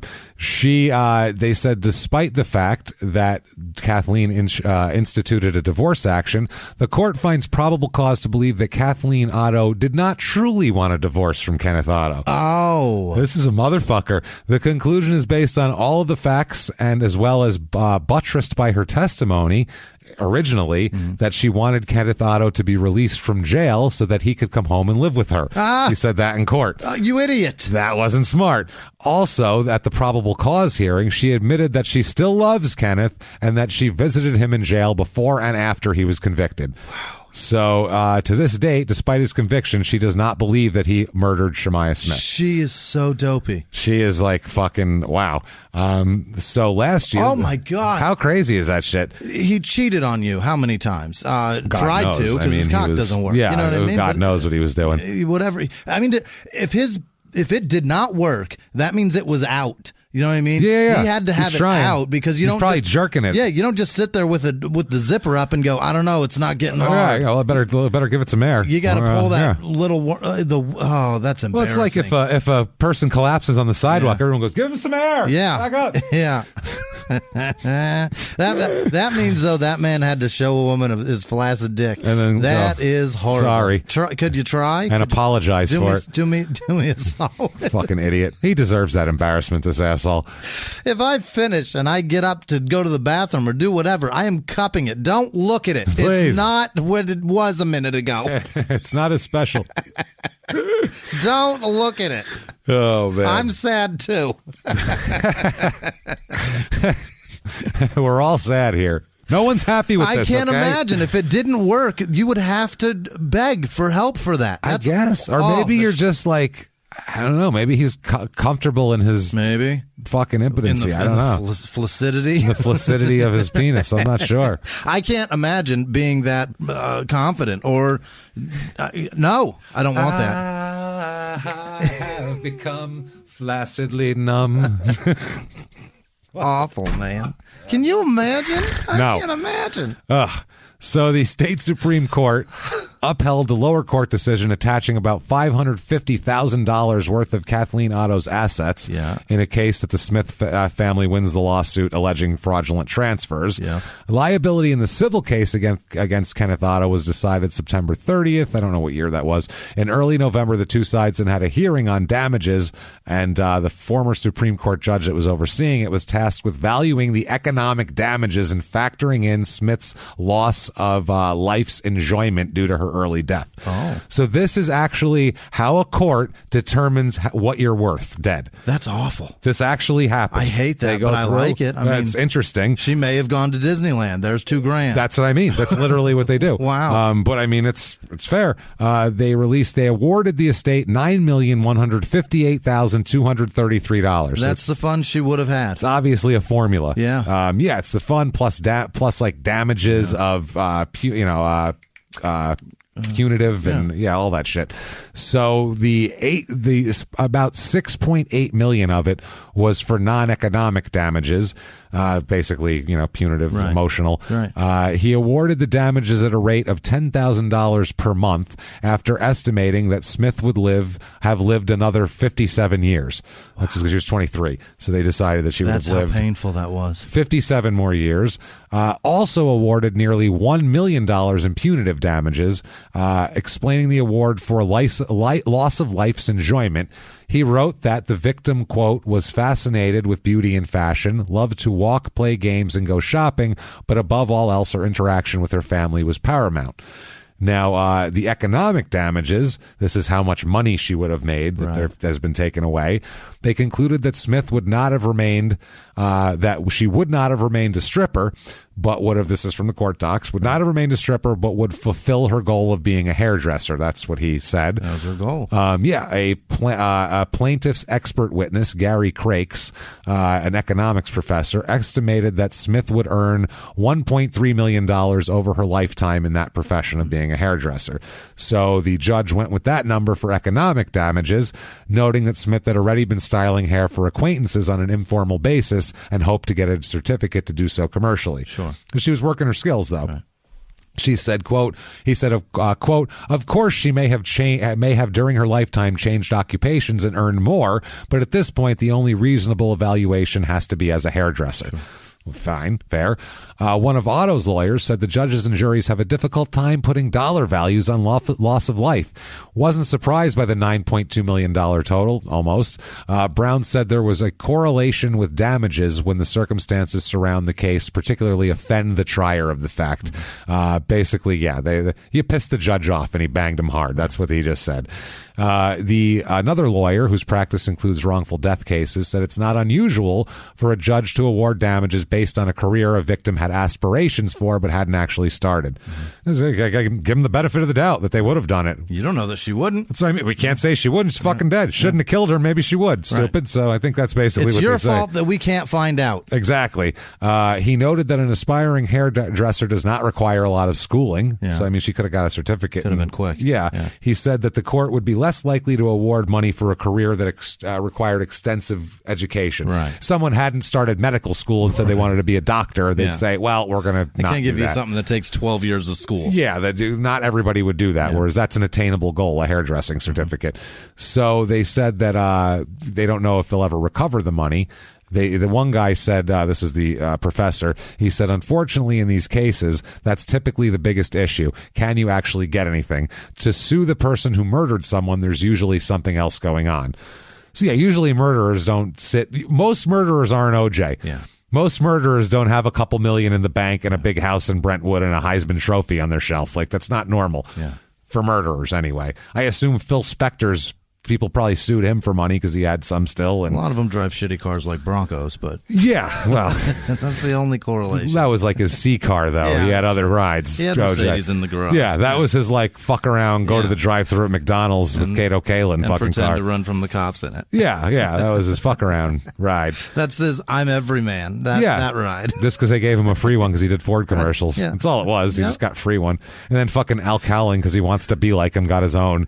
Did he really? Yeah. Oh my God. The Bronco he was driving in, I don't think that was OJ's. Al's? That was Al Cowling's Bronco. A $22,000 car. OJ's had been impounded by them for the blood. They were looking it over. So I'm not sure though, but I'm pretty sure. I know they both had one. Both of them had a white one too? A white Bronco. Wow. He got one because OJ got one. He called himself AC because he was OJ. He was like OJ was his idol. They played together and he was Cowling's idol. OJ. Holy shit. Isn't that weird? You didn't know that? That's how much of an egomaniac OJ is. He has to surround himself with people that fucking love him. Sycophants. Yeah. He's that's a shocking man. From the time he was, 15, he was put up as something special, and that's what he's about. He likes to be treated like that. If you're used to being treated like that, you don't want to be treated like you're less than now. Al must have played it so cool, though, right? He doesn't like drive around and be like, "Remember that game, OJ?" Oh no, he's like, "Hey OJ, remember those Looney Tunes? The dog that's like, walking and the other little dog bouncing around." Right. He's like that. Hey OJ, hey, you want to do this, OJ? Hey OJ, I got a Bronco. Isn't it nice? It's a cool one, right? It's white, just like yours, OJ. What does it like to play the Niners? Weird, right? He wished he was OJ. Fuck that. So, 2012, in July, Kathleen wants his guns back.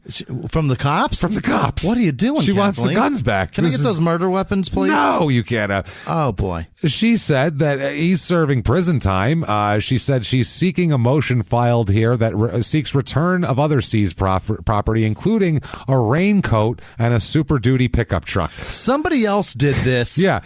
About murder shit, too. Yeah. It's like, no, bitch. Because she wants guns, the pickup truck, and a raincoat they took off the property, I assume, because it has blood on it. Yeah. She doesn't want to buy another? How expensive are those? I want the... It's 40... This is 5 years after the murder. Wow. She also... They said, included in that gun collection you want is the murder weapon. Right. So you probably can't have that back. Right. Her lawyer, though, said that Kenneth Otto has exhausted his appeals in the murder case, so it's not like he'll have access to it. Yeah. He's the one who killed somebody with it. She should be able to have it. Wow. The state Supreme... I want it to go to waste. I mean, it's just sitting there. It's already made and paid for. It's sitting there.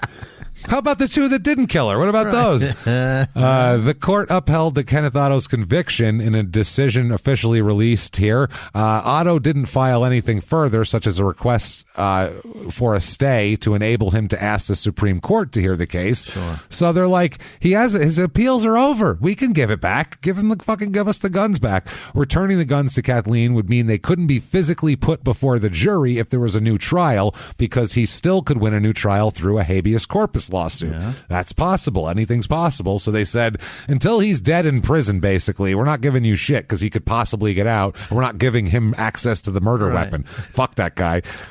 She plans, she said, to sell the guns to put the money in escrow due to a prejudgment remedy in a lawsuit alleging that he fraudulently, basically she needs to put the money somewhere. To pay the people back. Yeah. How fucked is that? What a shitty move. That we're going to sell the murder weapon to give you the money? To sell. Wow. That's fucking wild. That is gross. That's so insulting. That's some next level shit right there. That's like auctioning Bundy's car to pay the victims. Yeah. Or no, that's like, selling the car to her sister because she needs one. Right. Oh, boy. That's wild shit.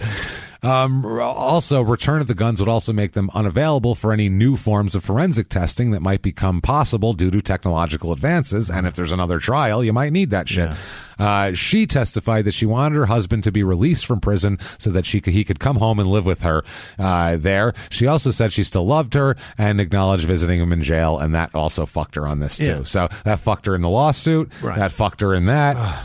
They're a perfect pair. They're both shitbags. She's the biggest fucking, just the most gullible idiot that's ever lived, or else she's fucking evil. One of the two. Equally shitty. Yes. One of the two. Yes. Either she does not give a fuck that her husband killed somebody, right, or she's just fucking, in on it. Not in on it, but she knows and doesn't care, or is at least cold to the prospect, whatever you want to say. I lean on the side that she's a complete dick. I think so, too. Yeah. All that evidence, I'd be like, he killed her. Kathy, stop it. Come on, man. Is it Kathy or is it Kathy? Kathleen. It's Kathleen. Yeah, it's Kathleen. Yeah. Kathleen and Kenneth. Kenny and Kathy. Right. Ken and Kath. So he is currently inmate number 350385. Okay. He is at the McDougal Walker complex, I don't know, fucking prison jail. Yeah, sounds like a plain place. The McDougal building. Yeah. Sounds like a law firm. So he his listed under controlling offense, murder AF. I love that. Murder as fuck. That's just how great is that? What is that? I don't know. I want to know what the AF is. Murder as fuck, motherfucker. That's if they really don't like you. Murder after the fuck. fact? That's what I thought at first, but murder, I don't even know. Murder as fuck sounds right. Someone's going to tell us, and it's obvious. He charred a body. Yeah, that's murder as fuck. For days. Yeah. It's murder as fuck. That's as fuck as it gets right there, right? So... He's got to be pissed that the kids have made AF be that. I know. It's like, shit, now I'm a murderer as fuck. So he is not eligible for parole. His release date is May 15th, 2067. So settle in, Chief. You're going to be there for a while, asshole. Enjoy. And that, everybody, is Stafford, Connecticut. It's a place. And poor Shemaiah Smith and oh, man. asshole Kenneth John Otto Sr. And Dickie wife. And his son, after this all went down, stayed working at the plant. And got his job. Stayed. I don't know if he got his, but he stayed being the general manager. At least they don't have to change the nameplate. Just give him the job. Just same parking space. Take your dad's parking space. It's the same name. Can you imagine, though, he can't be like... Oh, he can't, no. They all whisper. Yeah. Like, that's got to suck to be his kid. He's got to know that, right? Yeah, like, I feel bad for anybody who's, like, murderer, anybody who's got a murderer for a parent. I feel really bad for them because... A spouse is one thing because you could not choose not to be with someone. You could hopefully see your dad's your dad. As people, we always you should have seen that. Right. You should have, but not a kid. No, you have no choice. They came out of his balls. You have no choice. You're stuck with him. So he stayed on at Body Code. I don't know if he's still there or not, but I don't know. Body Code. Kathleen's fucking probably still trying to settle that lawsuit, and the poor Smith family's trying to get some of that $9.1 million. But they got that sucks. I'm glad that they sued, though. Fuck that. Yeah. I mean, good. Get them for everything you can if they're going to do this. I don't even mean get them for the money for you. I mean, just stick it to these cocksuckers who killed your fucking daughter. I'm down with that shit. You certainly owed something. This is fucked. It is fucked. So, yeah, that is the story. Hope you enjoyed it. Oh, boy. That's a crazy-ass story, that guy. Just because we normally don't get the... stable dude who's making real good money and kills anyone but his wife. Yeah. Usually that guy kills his wife. I will tell you this, too. As a frequenter of strip clubs for many years, I've known a lot of guys that have hung around strippers like that. Yeah. And it's never good. No. It always ends poorly. Somebody gets beat up by somebody's boyfriend. Or something, or it just goes to a very strange area. The owner of a jewelry store here was the same way. Yes. Remember, I think it was it London Gold? I think it was London Gold. London Gold or Shane's? I think it was London Gold. I thought it was Shane Co. or dicking something. around with strippers, and she had a boyfriend and went to meet her in a hotel room. Oh, boy. And that didn't end well for him. No, he ended up dead. Yeah. That's in a box somewhere. I can't remember what jewelry store that was. I'm pretty sure it was London Gold. The guy was on commercials and shit, too. He owned the joint. Yeah, was it the Windshield Company? I don't remember now. Okay, we're really... Was it Empire Glass? We are shooting from the hip. Pow, pow. Wild accusation. Was it Discount Tire? Boom. Pow. Was it a random guy that owned 7 Taco Bells? It was Jack from Jack in the Box with his big fucking head and everything. He's the one who was murdered. They stuffed him in a sewer drain. I'm telling you, taco sauce was leaking out of his big white dome. It was horrible. I think it was Empire Glass. I think you're right. I'm pretty sure I'm right. I think you're right, too. But I think there was a London Gold scandal, too. There was something that went on. I don't know. Local businessmen of Phoenix seem to be pretty fucking shady. That's all. Yeah, it is bad. This is a scummy town. It's disgusting, this town. Thing, man. This town is just gross. That's We're Vegas without fucking fun. Yeah, that's exactly what it is. Vegas without the casinos, but the people want the same thing. They want the same grimy atmosphere. Level of entertainment without the casinos to offer it to you. So Vegas with no white tigers. Yeah, Phoenix has some elaborate strip clubs in a Vegas type of way. Yeah. There are some. And they're all named after predators, cat predators. Yeah, all sorts of cheetahs and leopards. And all kinds of weird panthers and there's every kind of. I think there's one called cougars. I'm pretty sure. Are those older ladies? Yeah, that's what they're generally called, but I don't think that's what they have there. Why the fuck would you call it Cougars then? If you saw a strip club called Cougars, you'd be like, oh, there's 45-year-old ladies in there. You wouldn't think it's going to be 20-year-olds. It's cats of prey. I guess. I think that's all it is. You have to change that name. Phoenix loves cats of prey. They do. And there are none here. No, zero. Just fucking creepy crawly things. And tiny bobcats, and they're way up in the mountains. Nobody watches them. So it's unbelievable. If you like that show and you haven't been murdered by a stripper or murdered a stripper, please give us a review on Apple Podcasts. Purple icon, please. It helps a lot. We don't know why. Give us 5 stars. Say anything you want. It doesn't matter. Say the city in America you hate the most that you've been to that you think is the worst. It's probably Phoenix. That's fun. Do that. That would be for me, maybe. Yeah. No, I've been to worse places. Cleveland exists, remember. Albuquerque and Las Cruces are awful. Cleveland, Texas is a place. There's a lot of places. the whole city of Texas. The city of the Republic of Texas. No, I'm just kidding. So Cleveland, though, I'm not kidding. That's a terrible small place. Stretch between Oklahoma and Mexico. That place. Yeah, that big, that tiny little strip of land. It's a small area between New Orleans, Oklahoma, and New Mexico, and then Old Mexico. One of those. It's very small. No, but Cleveland is horrible. That's not a joke. That really is bad. The Cleveland bar is boarded up windows. What? Terrible shit there. So, yeah, give us a review. Tell us anything you want. Also, head over to shutupandgivememurder.com for everything crime and sports and small town murder. You can get all of your needs there, especially tickets to the May 6th virtual live show for crime and sports. Seriously, that's going to be wild. Boy, I can't wait. I guarantee you that's the last virtual live show for crime and sports that we'll ever do. Mm-hmm. So if you want to see it, that's the way you can see it. Other than that, hopefully we had a couple live shows booked. Maybe they'll get rescheduled. Maybe they won't. This might be the last time anybody ever gets to see crime and sports live. So buy your fucking tickets now if you want. If not, you don't care, then fuck it. I don't know. Shutupandgivememurder.com. You're already doing a great job not making jerks out of us. Keep it up. Do that. Yeah, May 6th. It's available for 3 days after that. So it'll be a lot of fun. We promise you funny shit on that one there. Also, you can follow us on social media. We are at Small Town Murder on Instagram, at Murder Small on Twitter, at Small Town Pod on Facebook.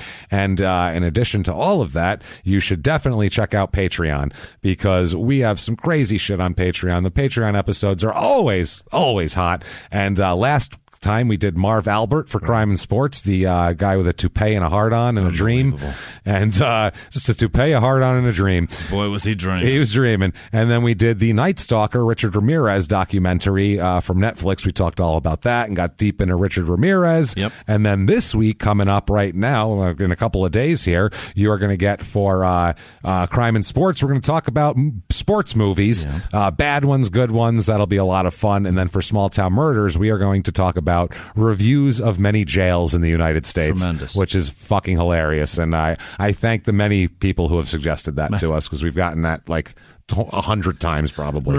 Reviews of all kind are terrific. They're always fun. Jails are right up our alley. Yeah, either whether you like it or hate it, it's hilarious. Awesome. Because you shouldn't like it or hate it. Right. You should probably hate it, and if so, why comment on it? You should probably be disgusted, and everybody understands why. No need to say. That's it. You can find all of that and more, patreon.com/crime and sports, and you will be a producer of the show, and you will be in our shout-outs. Jimmy will mispronounce your name that are coming up here in a moment. Yeah. Also, if you just want to be a good person, have great karma, and just be a hero to us, you can do that over at PayPal also, and using our email address, crimeandsports@gmail.com, and you're still a producer, you still get your name mispronounced. Right. It's going to be so much fun. That said, damn it, Jimmy, it's been a crazy week. I need to hear, more than anything, the names of the people who aren't complete assholes and who are wonderful and support us and just are perfect and would never, ever kill us, burn us in a days-long 2,000-degree fire, leaving only bone fragments behind. Hit me with them, Jimmy. This week's executive producers are Joanne Ahern, Beverly Condolan. What? Hey, no. Hero.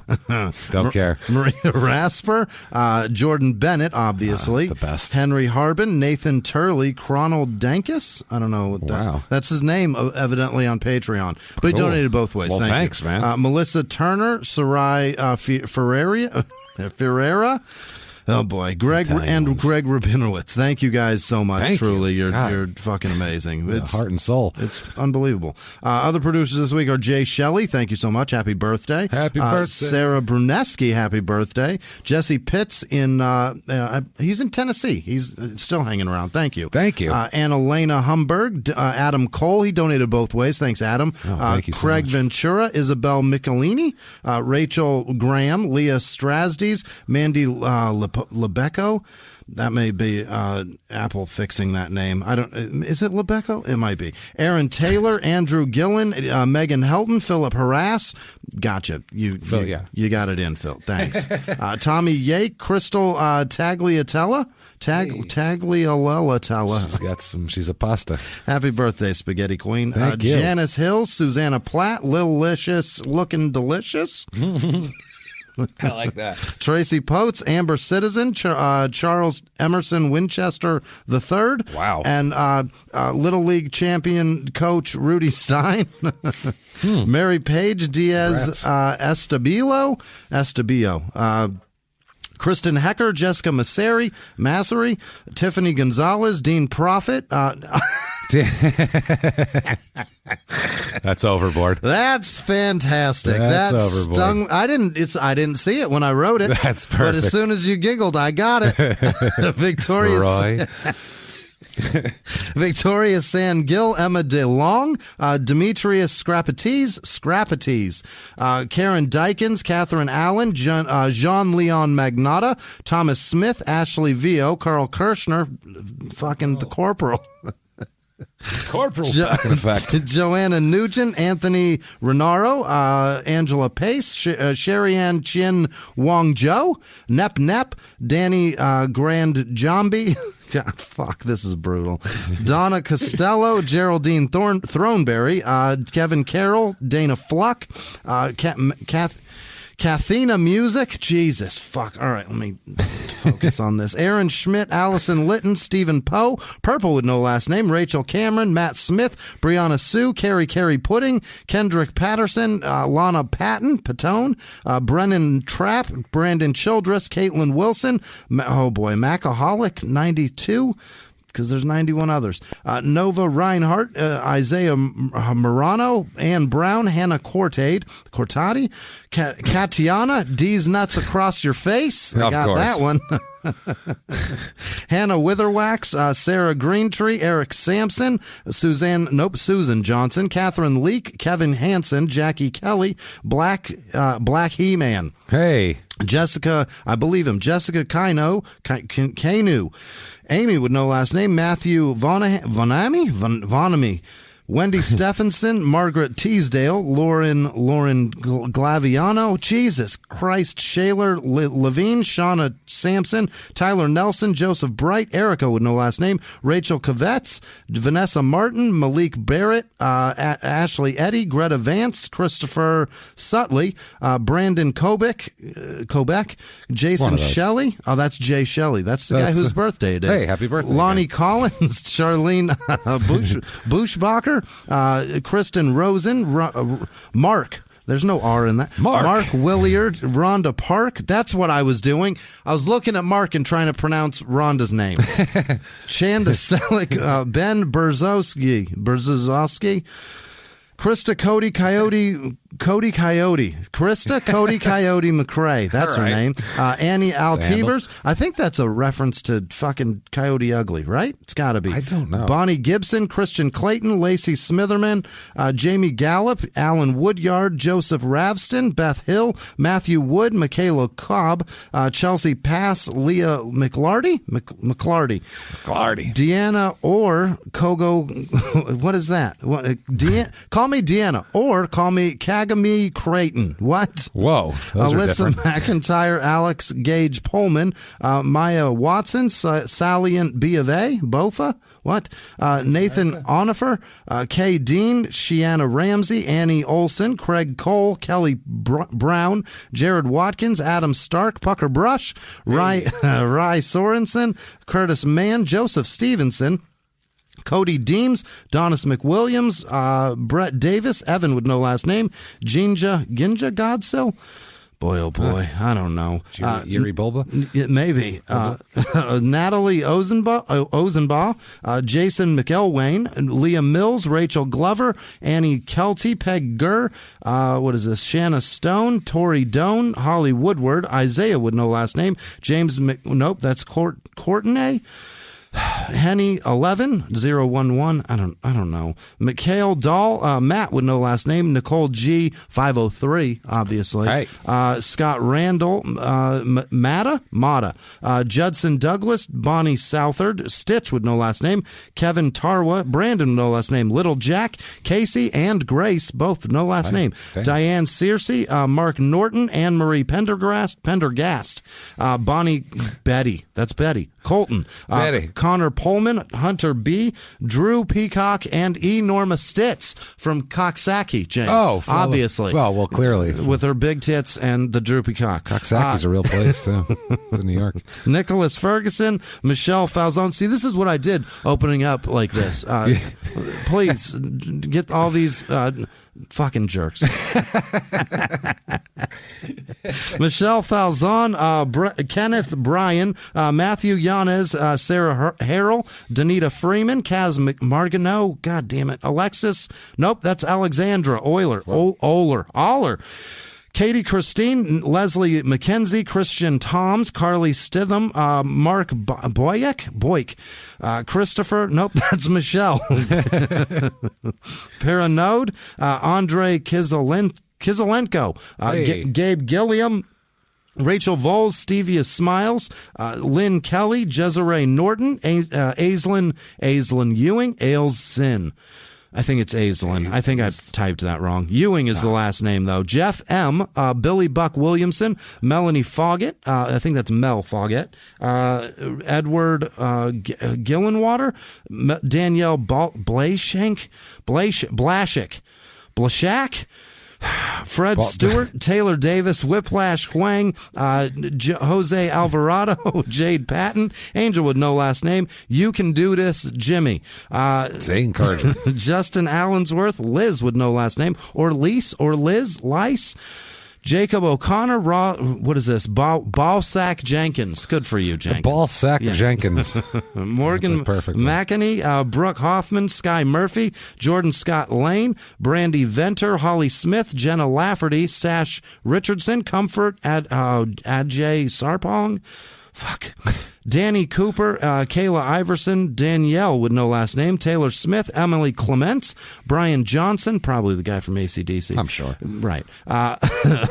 Nathan Rice, Carolina Klassa, Frank Zecca, Preston Myers, Allie Quick, Cody Morey, Astor with no last name, Akira with no last name, Benjamin Grant, Brent Graham, Amanda Jackson, Tremendous Upside, Scott Ayler, Paul DeMarco, Casey Licht, Sonia Sanford, Faith Davenport, Desmond Peterson, and Dan Arnett, Eddie Hyde, Aaron Ludwig, Michelle H., Scott Sawatsky, Adele Mayu, Grace Patch, Jenna Cook, Anna Elias, Jared with no last name, Bootleg LL, Katie Turner, Melissa Husted, Ashley Moscato, Ashley Stevens, Kim Ritter, Jesse Hansen, Derek Tuttle, Maddie Kornberg, Tony Shoemaker, Kenneth with no last name, Radames Alvarado, Anthony Aspero, Bethany with no last name, Markeon Delk, right? Markeon. That's such a dope name. That's a cool name. Sounds like a kicker. Tavia Douthard,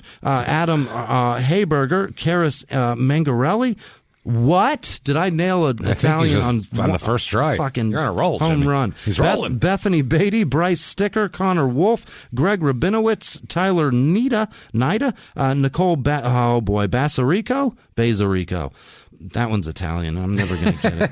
Kaylana? Back to it. Kaylana, with no last name. Haley Childers, Rachel Hawken, Randy Slaughter, Tara Grimshaw, Mary Marler, Olivia Hudson, Victoria Placapitas, Kevin Pallotta, Jake with no last name. Also, Aaron Salisbury of the Steak Fortune. You guys are fantastic. Thank you for everything you do. And obviously, all of our patrons as well. Thank you. Thank you so much, everybody. Yeah. Honestly, it's we say it all the time, but we really do mean it. In all seriousness, you guys make the show. Everybody out there that contributes or that listens or that tells a friend, but especially the Patreon people, the PayPal people, we can't tell you how much you make the show. We make the show for you. Right. That's what we do. That's what that allows us to do, is it allows you to have a show that's not made for advertisers, that's actually made for you. Right. Because honestly, we don't give a fuck about the advertisers. We really don't care. No. If they dropped us off, everyone said no more advertising for Small Town Murder, we go, stick it up your asses. Right. We don't give a fuck. Your loss. These are great people. Not that we don't need the money, but we would do it anyway for you guys because you're more important to us, and what you give us, the money you give us, the support, everything is more important than and that we're bullshit. very well aware of how tremendous of people you guys are. That we've met a lot of you. We've talked to you, interacted with you on social media. These businesses are very lucky to have any sort of patronage from you guys, and so are we, and we thank you. Absolutely. So thank you so much. What if somebody wanted to find you and bring you to a remote trailer? How could they do that? You can Jimmy? find me on the internet like Thomas Smith did. He lives, I believe, in the UK, and it's his birthday on the 12th. Happy birthday. Happy birthday, Thomas. Very cool. At Whisman Sucks, WHISMAN Sucks on Twitter and Instagram. What about you? I am at Jimmy P is Funny, and you can Google us. You know how to find people on the internet if you want to find them. Good God. So do that. find us. Keep coming back week after week after week, because we're not fucking going anywhere. You could try to get rid of us, but we'll be back. We're an itch. We are an itch. We are like a persistent STD. We're never going to go away. And until next week, everybody. It's been our pleasure, everybody. Bye. Thank you.